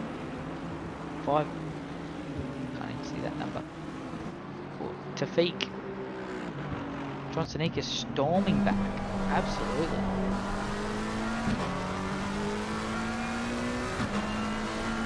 That means we've got steam coming out his ears. Yeah, literally, I would imagine. Yes. I'm not sure if he pitted to repair or anything. I'm not paying that much attention to the pit lane, but We'll see him go in, but I'd be surprised if he didn't. something happened at the back. Yeah, this is that yellow flag, so yeah, 2 cars there going around. Is that, I can't quite make out who that is. Is that Shady? I have no idea, my eyes are terrible. But still a lot of racing to go. I think that might have been inherited to Feek. Yes, could have been Herod, yes. Yeah, I think you're right there. Oh, McNeil absolutely closes in on the back of Gibbo there, so not sure. Hopefully no problems for any of these drives in this little pack, as Convoy says, "G'day, how's it going? Welcome in. Might jump on the back of this, if that's alright with you guys." Flying the McLaren flag this round. I believe he's the only McLaren in the field. I think you're dead right. And 1 McLaren and 1 Nissan. 1 Lexus, 1 Audi, one. No, two Hondas. Two Almost Hondas, lied. two Hondas, I yep. almost lied. Almost. One Ferrari. One Ferrari in Vetiga there. Doing well there in 14th place, actually, in Ferrari. Was that Brittany? Or was that Ooh. Celine? Yes. Celine. My bad. She's a bit blurry at the back there, but he has got a little bit of a sting in his bonnet there, doesn't he? Yeah, I wonder if he did fix that damage, whether or not the game has fixed it cosmetically or not for him. But doing pretty well pace-wise, so I can't imagine he's carrying too much damage. So either he got away with it or he did pit. As we go back to the front of the field here, these three BMWs are inseparable. Meanwhile, Dapper just driving away, not particularly far. Like, it's got a 5-second gap after 20 minutes, so it's a good lead, but saying definitely not sort of being particularly slow or anything. And I mean, my comment earlier about him being a bit of a cork in the bottle, I assumed it was more of a purposeful thing, you know, just he's wasn't under pressure at that time, so maybe just taking it a little bit easier, just conserving the tyres and holding himself back just so that he can defend appropriately or attack appropriately when the time comes. And this is what is awesome to me. These four drivers, I dare say, have almost identical setups. This is like a one-make race for these top four drivers. They're gonna have to put their best foot forward and put all of the skills they've got to get in front of these, what I'd say would be almost identical car in front. Maybe not Philippa with the random button pressing that intensifies quite often, but it just goes to show it's no easy game to pass any of these drivers. And I know the track doesn't help, but still, as we see a yellow in the back, I think there might have been some Sector 1 sadness again, as that's a 705. So that looks like Hind has had an accident. Yep. Has he teleported? I think he might have teleported. No, I believe he's still out there on track. There is a car in the pits. G'day, Killer Phoenix from Australia. I'm also from Australia. Oh, just loses it on entry there. And just a tank Mercedes. slapper. Just Woo. a Mercedes doing Mercedes things there, unfortunately. It doesn't like that corner. It really doesn't, the Mercedes. It does have a bit of a struggle.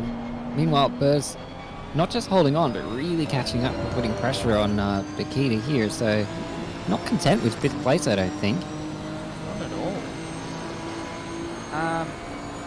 Kill Phoenix, I'm doing well. How are you doing tonight, Mike? For our chatters at home, what's the vibe? Yeah, doing pretty well tonight. I had a pretty busy week, but it's all sort of calmed down now. So yeah, it's just nice to sit back here and watch some of the best drivers in the Oceanic region go around and try and gain advantages on a very difficult track to race on. That's exactly what I was thinking. I don't know about you, chap, but he took the right words right out of my mouth. Now, looking a bit further back down the field, Ali Kairuden's still holding on to P6, so doing a good job there in the BDE Motorsport 732 Porsche. He's got his own little gaggle of cars behind him, with Ristafani, Cooley, Hasnam, and dare say Sonicus is right on the back, and also Cook. No, Cook is the pack after. So top 10, they're in their little cliques at the moment of about 4 or 5 cars deep. Yeah, it's sort of Dapper on his own, and then the next second down to 5th, and then 6th all the way down to 10th in those little gaps, and then a couple other little gaps further back. So again, just it's the nature of the track, and you know the lack of pit stops means that the field's going to stay pretty tightly bunched up here. But I think the end of the race is where we're going to really see a lot of interesting action. It's getting a little crossed up there, but the Nissan also kind of requires a bit of that around Hungaroring. You kind of need to muscle that car around this track, so not necessarily a sign of him struggling, just what it takes to drive that car fast around this track. And closes right at the bay back up to Makita's tail there. This is awesome. Being inseparable at this kind of pace. Hardy answer, kind of loving it. But I dare say Sang is going to have to change his shirt after this one. I dare say he's sweating bullets. Seeing these big BMW best front end in the game in his rear view mirror. Killer Phoenix is on Smoker. Are you Australian? It's like 9 PM. Oh, he's doing It's always the filming. time for Smoko. Okay, there's no time left for Smoker. As Philip Makita looks up the inside, thinks better. Good idea. Good idea to just back out of that. And tuck yourself back in as Sang gets a little bit of breathing room behind. Yeah, I think Nice Philippa effort. being pretty patient here at the moment. I think she's just sort of looking and waiting for those opportunities, trying to apply pressure and try to force a mistake out of Corey, which is kind of the way you have to do it, you know? It's almost like a little endurance race here, with everybody just sort of... It's all about how much pressure you can apply, because on pace, they're all really pretty much close together. So you kind of just trying to make the driver ahead of you sort of second guess themselves, or wonder if you're going to take a defensive line or an offensive line at this particular corner, make yourself a little unpredictable, play those little mind games. And I think there's a bit of that going on here in this section of 4 cars here. Yeah, you're dead right. It just comes down to that one moment that you have that'll just spice up the grid here, and just we'll see what happens though. As Corey gets a little bit deep on entry, we're not going to get a replay of the earlier debacle, but Philip Makita is giving Corey a run for his money, that's for sure, as he sends it into the curb there. Burr's doing his best to hold on still in that Nissan. I didn't know the Nissan was good on tyres. That's interesting. The Yeah, way it's he one of has its to best drive features. it, I feel like that's so impressive. It's good on tyres, but you have to muscle the heck out of it. I thought it would be terrible on front tyres with that kind of wheel work. At this track, it's not as good on tyres as it is in most other tracks, because yeah, to get that kind of pace, you do have to work the wheel a little bit more, so you are hurting the tyres a bit more than usual. But the Nissan's one of the cars that can sort of take it. But the BMW's no slouch in that area either. Both of them pretty good on tyre wear, both pretty strong in terms of holding onto it for a longer endurance strength. Good day, Moritz. Welcome in. Welcome in all chatters. As we saw, Tafiq got a 15-second penalty for collision on, I think it was lap 9, from what I saw. So stewards are under the pump here, doing their best work to get out those pens nice and early to see what you have to drive around. But yeah, it's not boring, but I think it's really going to come down to the last little bit of where we're going to see drivers really work their hardest to maybe get the nose up the inside, or get their nose on the exhaust of these cars in front, and see what they can do and grab the most points possible. Do you go aggressive to get more points, or do you stay where you are to just lock something in? That is the game. Yeah, we got to weigh up the options again. You know, it's like the field's broken up a bit, but it's still pretty tight. You know, a single spin here can cost you a lot of positions, even if you've got a reasonable gap behind. You know, it's pretty easy to lose a spot here. So any sort of risk is going to cost you at the minimum 1 position here at the moment.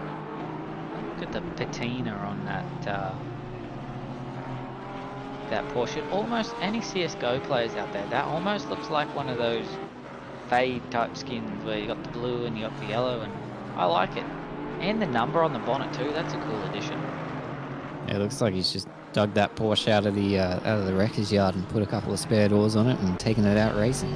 That barn find of the gods. Very cool. There are some awesome liveries now that well, last time I did a full sprint series, we didn't have so many custom liveries, but it's good to see the effort that these people put into put some awesome artwork on that car, as that livery looks almost the exact same as Meg's 650S, I must say. But Joshua Vettiger in a little bit of a battle pack here again with the speedy Hignett, who is currently sitting in P10 championship, sitting in P12 just ahead in the yellow Mercedes, as he almost gets a tailpipe full of Ferrari, as they're almost going to make contact as they're going too wide all the way down to turn, I think it's turn 2. I don't know if that kink after turn 1 counts as a turn, but I'm going to call it turn 2. It's a hairpin. Yeah, one of those. Is it even a hairpin though? It's not really a hairpin. It's kind of a hairpin. It's a very long hairpin. Kind of a teardrop kind of Yeah. situation.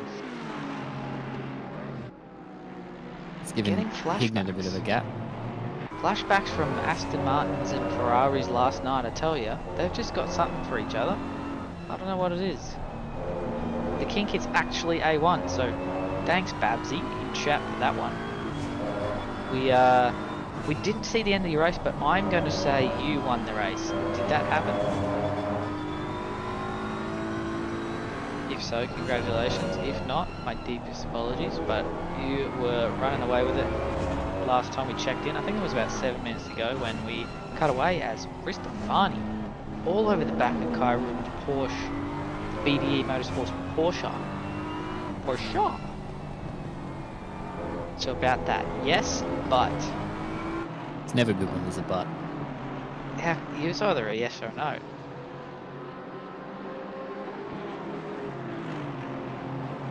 He got DQ'd. Rough. Was that just for being too fast, Babsy? Just to even up the playing field. We are halfway through. Keep it up. No change in the order up the front here. They're still just tied together like a string. Oh, Oh, of course, Kovacs on Kovacs things happened. Why didn't I predict that? yeah, A little look, cross up there from Corey, but keeping it together. we were watching Fab and their internet connection. It was not Fab, I must say, so that is a bit unfortunate of some friendly fire. But good on Rob Maddox. What a gentleman. What a gentleman and a scholar. Love that.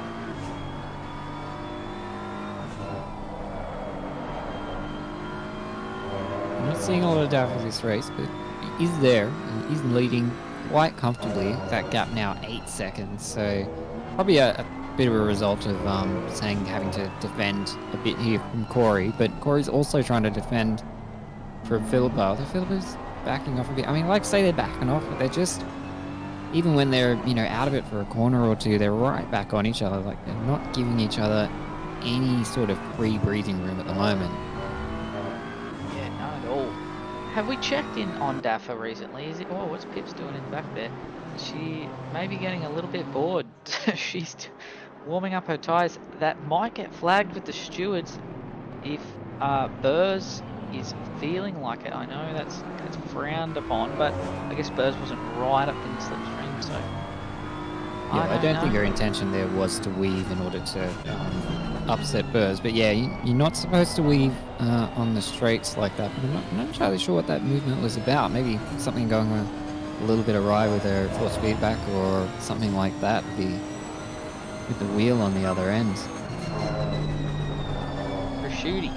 Jump start. So I think we're going to start seeing these penalties roll through if we're just getting the jump start pens. Stewart's obviously swamped.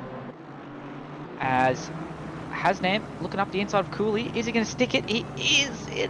Cooley's going to give him some space, but he's going to get his nose chopped off. Cooley, great job of keeping your car on the line in those spots. Hasnam almost looked a little bit up the inside there, but we got Lance Stroll. Vittiger on the back of Hignett once again.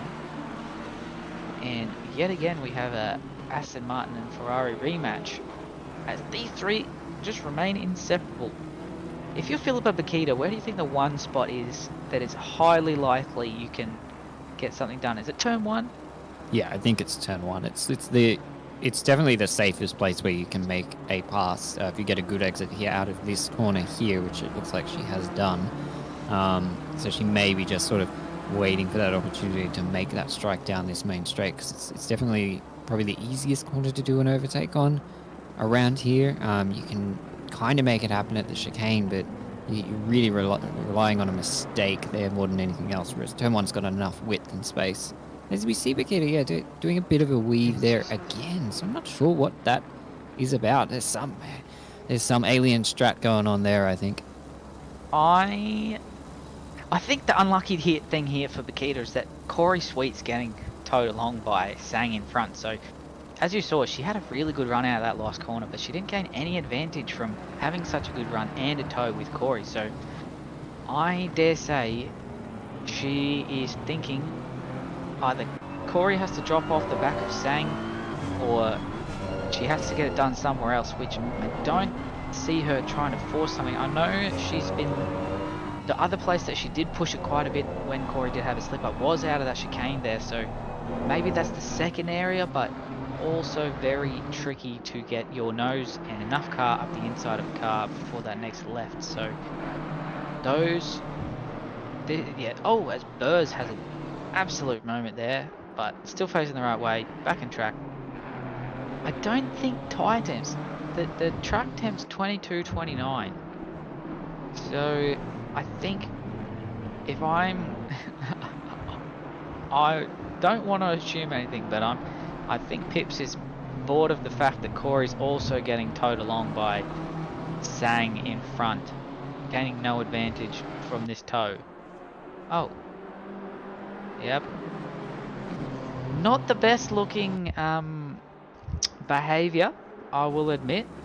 Yeah, she's doing it again. She does have to watch out for that, because, I mean, it's well within Corey's rights to sort of call that out as well, because that can be very distracting to have a driver sort of just weaving back and forth behind you like that. It's interesting. I'm not sure how to call that. I've never seen that sort of behaviour at any particular level before, but yeah, I can't believe odd. the tyres. It can't be the tyres, because the temperature hasn't. It's not varied, I don't think, at all since the race started. There's no wind. There's no weather. Well, she's got a puncture or something and she's trying to maintain pressure, but I don't see that helping enough. Weaving doesn't generally gain you that much temperature in the tyres in ACC, so I don't know. But again, you know, I'm definitely no alien. She knows things, and we'll assume the best. Absolutely, yeah. Perhaps it's knowledge beyond us mere mortals.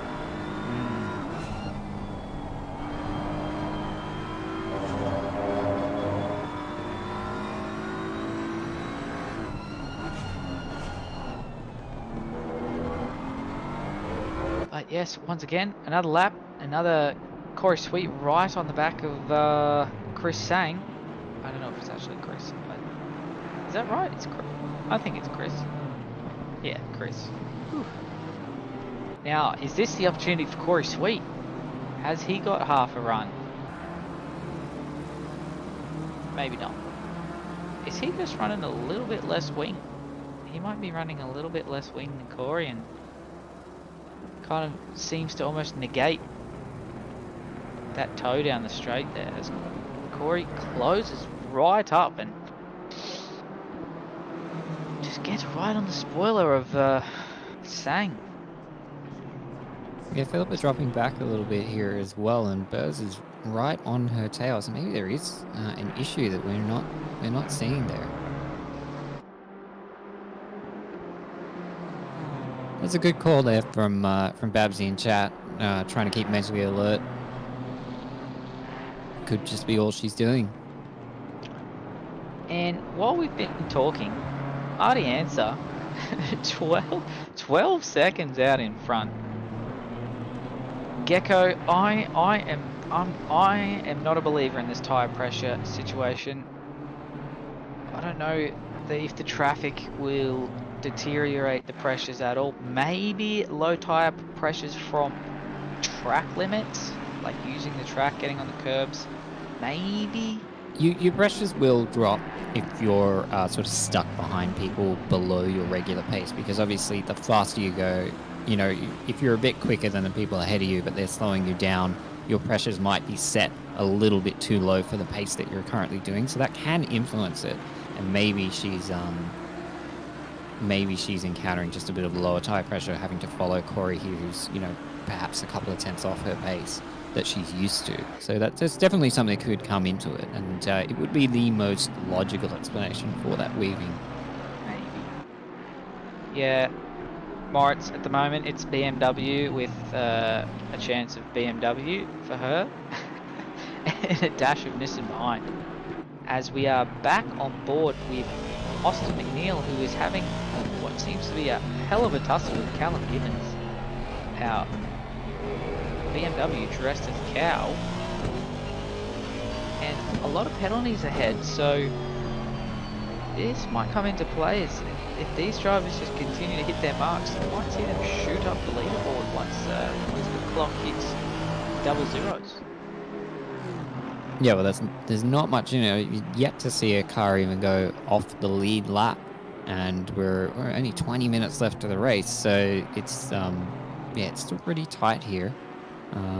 We have broken up quite a bit though, but other than Dapper out there ahead, everybody's reasonably close together still. Dapper just having his own race, having the time of his life, just hot lapping, just chilling out there at the front. Yeah, that's kind of crazy, putting that kind of gap on Sang. Well done, got some great pace. Can they hold on to this 13-second lead for the last 20 minutes?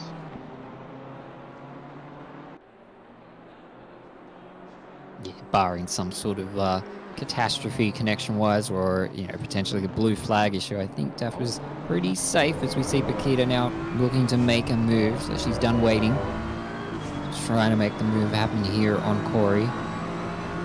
She dropped back a little bit, but perhaps just saving her tyres a tad. I think an hour, you're probably not doing too much tyre saving. I think, from what I have experienced in endurance racing, tyres are usually quite decent to maybe the most of like a 10% maximum drop off over the 60 minutes, as Sang is a little bit wide out of turn 2 there. So Sweet may get a bit of an overlap as he gets his nose cut off by Sang. He's going to send it. No, he's not. He's going to tuck back in. But boy, there is a lot of respect out here on track. That is for sure. So much respect from these BMW drivers. Yeah, Sang is definitely holding on to that position with every single inch of track that they can use. We did see last night with the Pro-Ams that, you know, the tyre wear does sort of come into it in the last sort of 10 minutes, and some drivers had saved their tyres just a little bit more by going a bit slower, or just not sliding as much in the opening laps and in the midsection of the laps. So it can make a difference, especially I think when the drivers are this close together in terms of pace. Just a little bit of extra tyre wear will, you know, sort of be significant. Obviously depending on cars as well, and the BMWs are pretty solid on tyres overall, even if you do sort of manhandle them a bit. Yeah, definitely. Spurs, as I guess that's probably a bit of speak of the devil there, maybe giving it the beans and seeing the tyres drop off just that little fraction. I mean, all this is really doing is letting Ardianza just drive into the sunset, 14 and 4 tenths ahead. That is astounding for this professional bunch of motor vehicle enthusiasts. Ooh, that Sweet gets a bit of a boop from an ACC physics thing, as he's going to try it around the inside of Philippa Paquita. She has to extend. Burrs is saying, hey, how's it going? Let me inside here. Am I going to go up the inside? I'm not. Paquita and Sweet go too wide. Sweet tucks in. Philippa Paquita says hello to the third spot on the step, as I dare say Sweet is going to have some pressure from that Datsun on his tail anytime soon, as Philippa Paquita might have just done the old see you later, Let me get on the back of Sang. Can I cut down this gap? I've got 7 minutes to go. 17 minutes to go. Where can I get myself? Yeah, Corey, unfortunately taking the sort of outside line of turn 2 there. It's not the best way to go about. No, there's a little bit of contact, but I don't think that was it. Yeah, I think we're noticing this in chat. It looks like Daffer has dropped back a little bit. Is potentially, it sounds like chat's telling us that he's accidentally turned off his engine at one point. Does Daffer stream? Or maybe they're a teammate or something. Chat. I do believe Daffer does stream.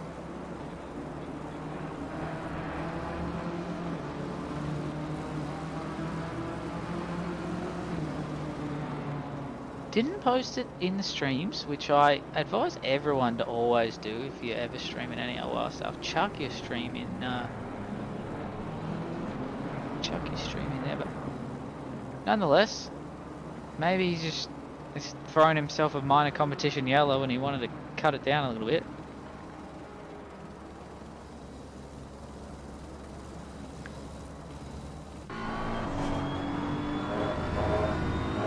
Battle for second place here. Bikita wanting to get past Sang as soon as possible to try and maybe give Daffer a bit of a challenge, but I don't think with their time remaining even she can catch him at this stage. It's just got too much of a gap there, and she's still got to get past Sang, who has been doing an amazing job defending this position all race, pretty much since lap 1. Has been holding on to this second place, defending from Corey, who unfortunately made that slight error, and there was some minor contact on turn 2 the lap earlier.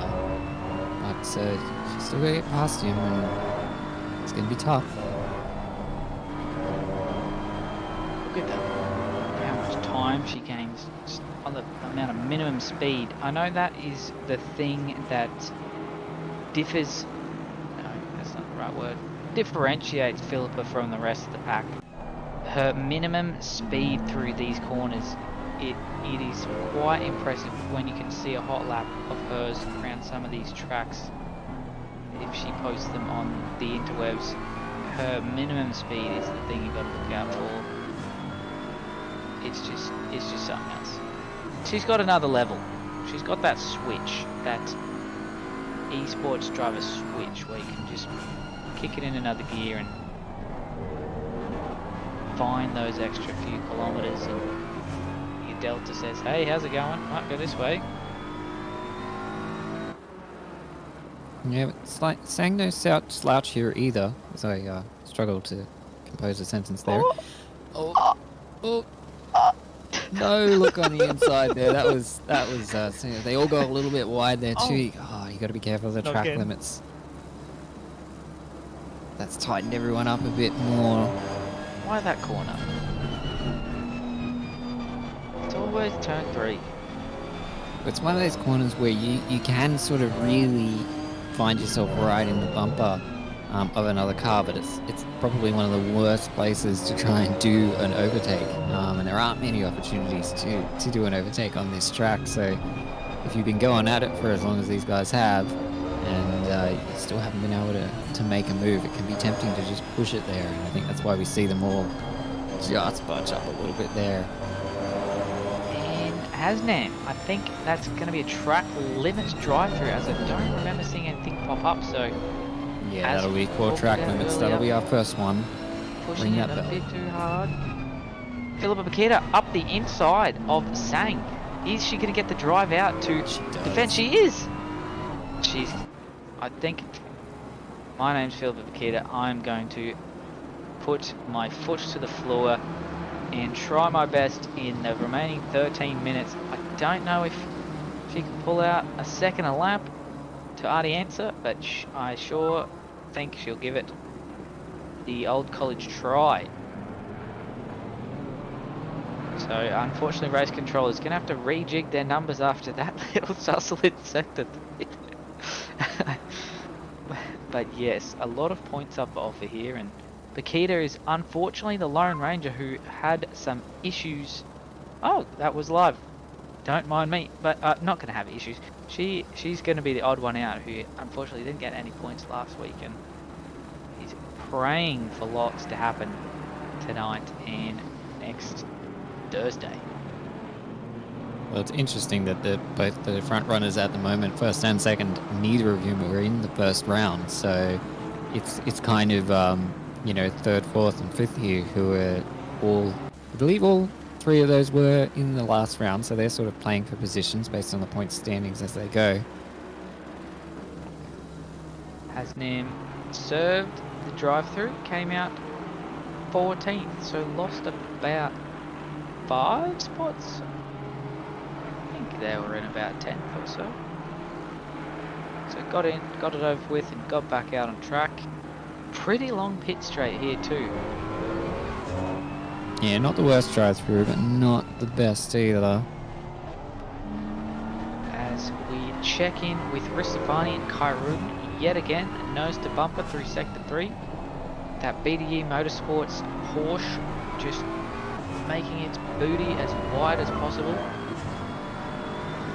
Yeah, and they've actually closed the gap too. They've got Kyrun's right back almost on the rear end of Burrs there in that front pack as we see Ristafani make a big dive down the inside. Is there going to be a switchback from Kyrun? I think there is. Does the Porsche have the legs down this little S section? It looks like it does. He's going to be outside, not the best place to be. And just getting cut off there.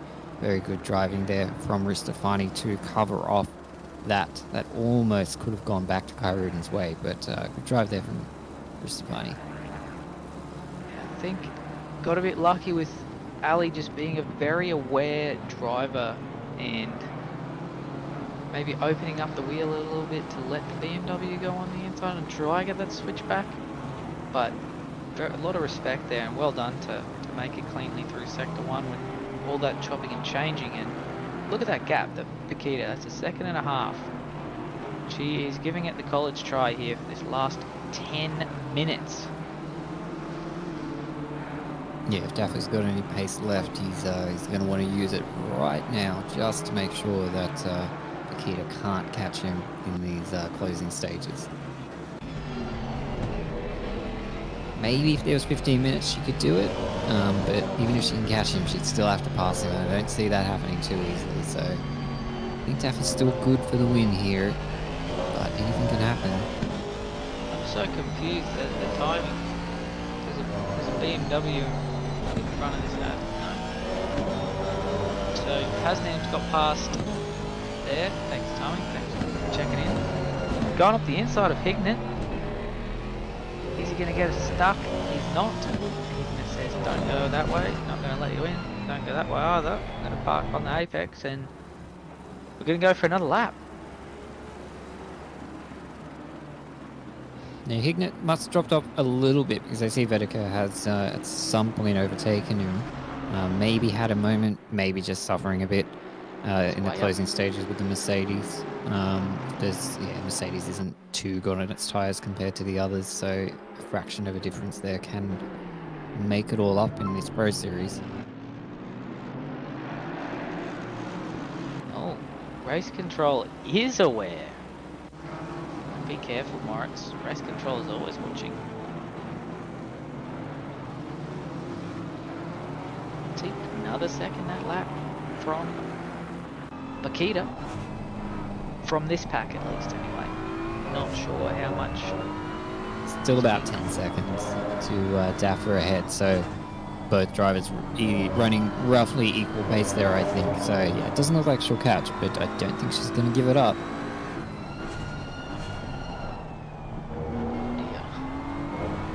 Getting a bit early on the turn in there and catching a lot of curb compared to some of these other drivers. So Corey Sweet is going to pester the rear end of this Sang one more time,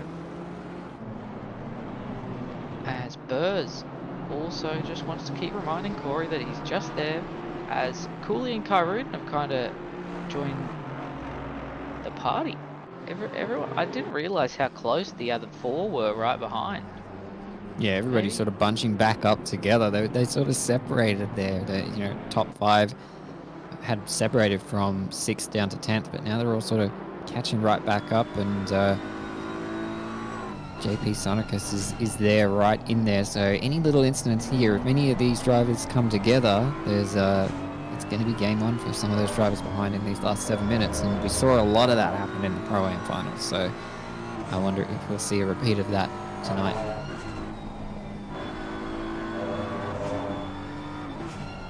Yeah, I think the biggest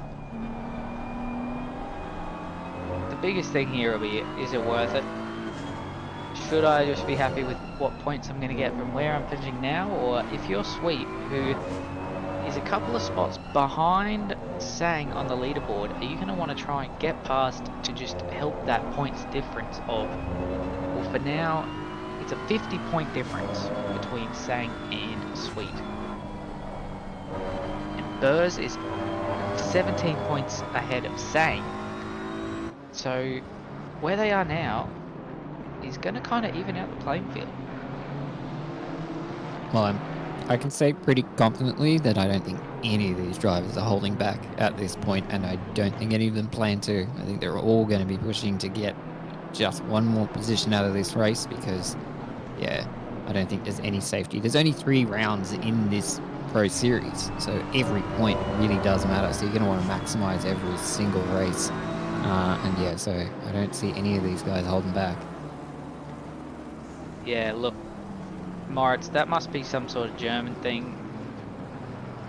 Germans are built different. Being able to sleep in that manner. Don't know if I should repeat it.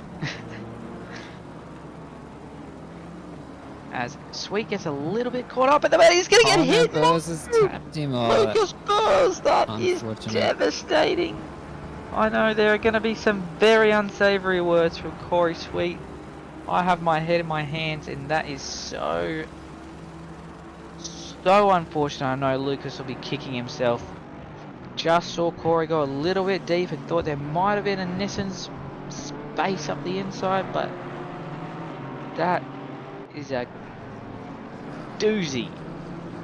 But everyone else says, hey, how's it going? Let me in, I'm coming through. Yeah, exactly as I said, just one little tangle there has gained a few people down the order, a few positions as we see. Oh, that's Convoy off the track there, so not having the best race this evening, Convoy.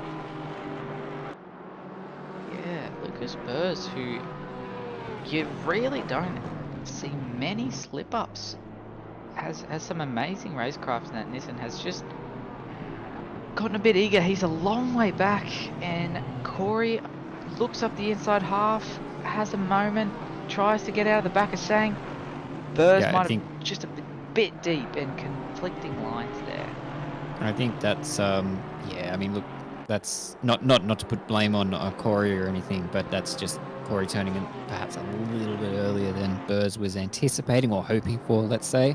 But yeah, it's a little bit of a, I'm not sure there's much that can be put to fault on either driver there, honestly. I think that's very much a racing incident in my eyes, but we'll see if Stuart's say anything different. I don't know if you can put any blame on Corey. I think as the driver behind, you got to see that gap is probably not going to last very long. And oh yeah, 100%. But he did. I think he might have tried his best to get out of it and just had a really slow, awkward contact. And to be fair, I probably would have done the same thing. Yeah, it's always on the following driver to maneuver through the track safely. Yeah, I don't think I would be very surprised if there was any sort of penalty for Corey there. He's just sort of lost the car a little bit, and as he's tried to pull it in, it's just come in pretty tight. And Vincent on the back of Hignett. So Hignett looks like he's struggling a bit. He's dropping back a fair few positions, and he's behind Weatherburn at the moment. Weatherburn's got a 10-second penalty, so he's technically in 15th place at the moment. But he's dropped a few positions in these closing stages, so it'll be interesting to see afterwards what he says about what's happened during this race. As we go back to our race leader, who has led this race very confidently since the beginning, and looks to do it to the end. Bakita is in the picture though. You see her just in the background there. She's not giving it up, but that gap is just not decreasing by a significant enough amount, unfortunately, for Bakita. No, Moritz, I didn't see what happened to JC there. I'm not sure if he just parked it or had some sort of technical issue, but not what you love to see, as he was in our top 14 on the championship standings, so not ideal. Yeah, a bit of an anonymous race here for JC, but look, I'm sure he'll pull the bootstraps up, come back next week and Absolutely. do his best.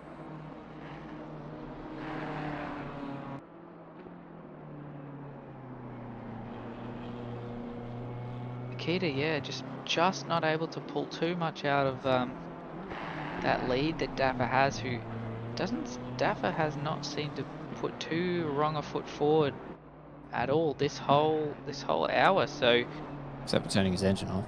yeah, look, maybe that was a thing. He just did it for fun.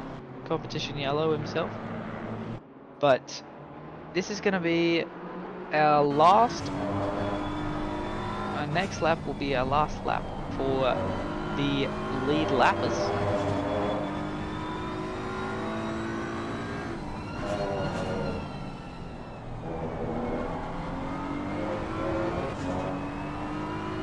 Stefani putting on a challenge here to Sang. Sang's got one more. God, if you're Sang, you're really, really hoping you can hang on to this third position, because I tell you what, I don't think Sang's put too many feet wrong all race, as I do my best to very much not curse the driver here.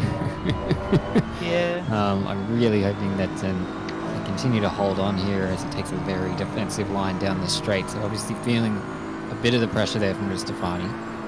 Careful of how many moves you make there. Stefani says hello. Deep on the inside there, just, yep, okay, just says see you later to Sang. Sang just, yeah, unfortunately didn't have an answer to that particular send there, so good move there from Stefani. Worked. Spurs. 15-second boop on the snoot for that little tangle with Corey Sweet. I think that he probably knows that was coming, or something of that size was coming. Yeah, the race control is just too much mathematics going on that I think that's it. Yeah. Last lap.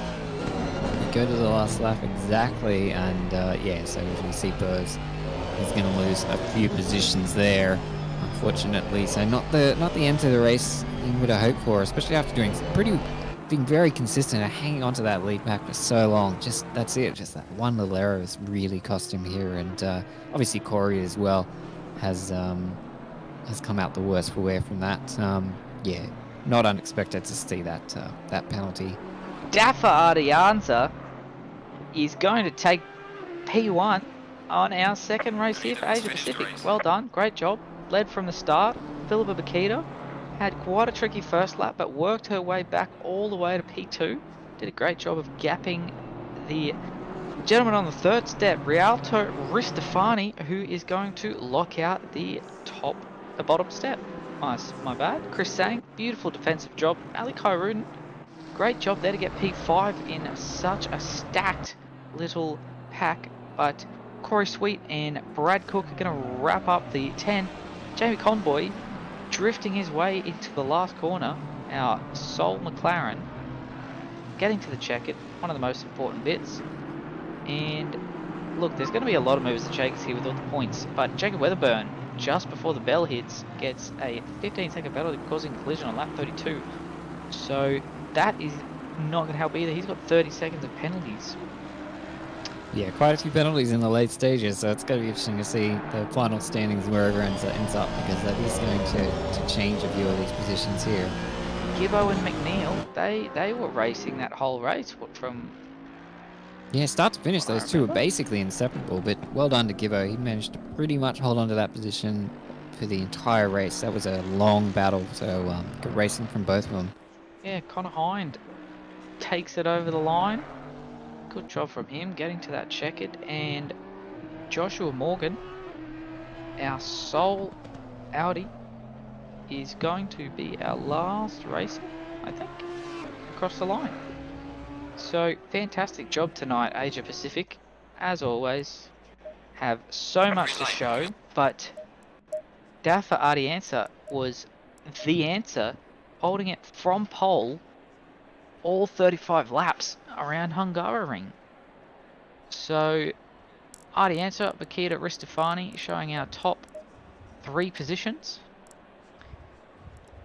Sang, Kyruden, Cooley, Sneakus, Sweet, Cook, and Vedica round out the top 10. Burrs just missing out on the top 10 from that 15-second penalty. So, goes to show if you keep your nose clean like Ali Kyruden and Ristofani did, you'll get that good amount of points. Yeah, pretty typical pro race there. Some really good performances. A couple of sad stories there, as we see just down at the very bottom of the order. John Sonicus not able to recover from that very early incident, but his brother did all right there. Peach managed to jump up a few positions and finish quite well. I think he'll be happy with that result too. Didn't have the most fun out on track at Donington last week, so good to see him back up towards that pointy end of a field that I think he is quite well suited to pace and skill wise. But Yeah, I think absolutely. with that concludes round 2 here in Asia Pacific. I'm not sure what region we're on to next. I'm gonna say Europe and then North America. Is that how the cookie crumbles here? Yeah, we have our European splits will be next, and then the North American splits will have their run at it, which will be technically tomorrow in Australian time or later this evening, I think, for those in Europe or North America. But another great round of racing. Of course, the last 10 minutes brings us all the action, but I think Hungaroring provided the goods. So Yeah, definitely. thanks, chat. Thanks, Mike, for joining me in the comms box. Good. I think this is the first time we've been in the comms box together, so good to get amongst it. Thanks, chatters. Thanks, Mole, for helping me out in Split Lime. No, Purple. What was it? Purple. But I think that wraps up round 2. Certainly does. Thanks to everybody, and obviously our sponsors, Simrigs, and everybody else who makes all this racing possible, and all the volunteers and everybody behind the scenes. Yep, so we will catch you again for Asia Pacific next week for the final round of finals and Pro-Am finals, as well as you've got the European splits and the American splits that we mentioned earlier coming on later. So yeah, thanks everyone for joining us. We're off to Barcelona. Everyone's favorite track. Yeah, great racetrack. Anyway, we bid you farewell. Have a beautiful day, everyone. And see you next week.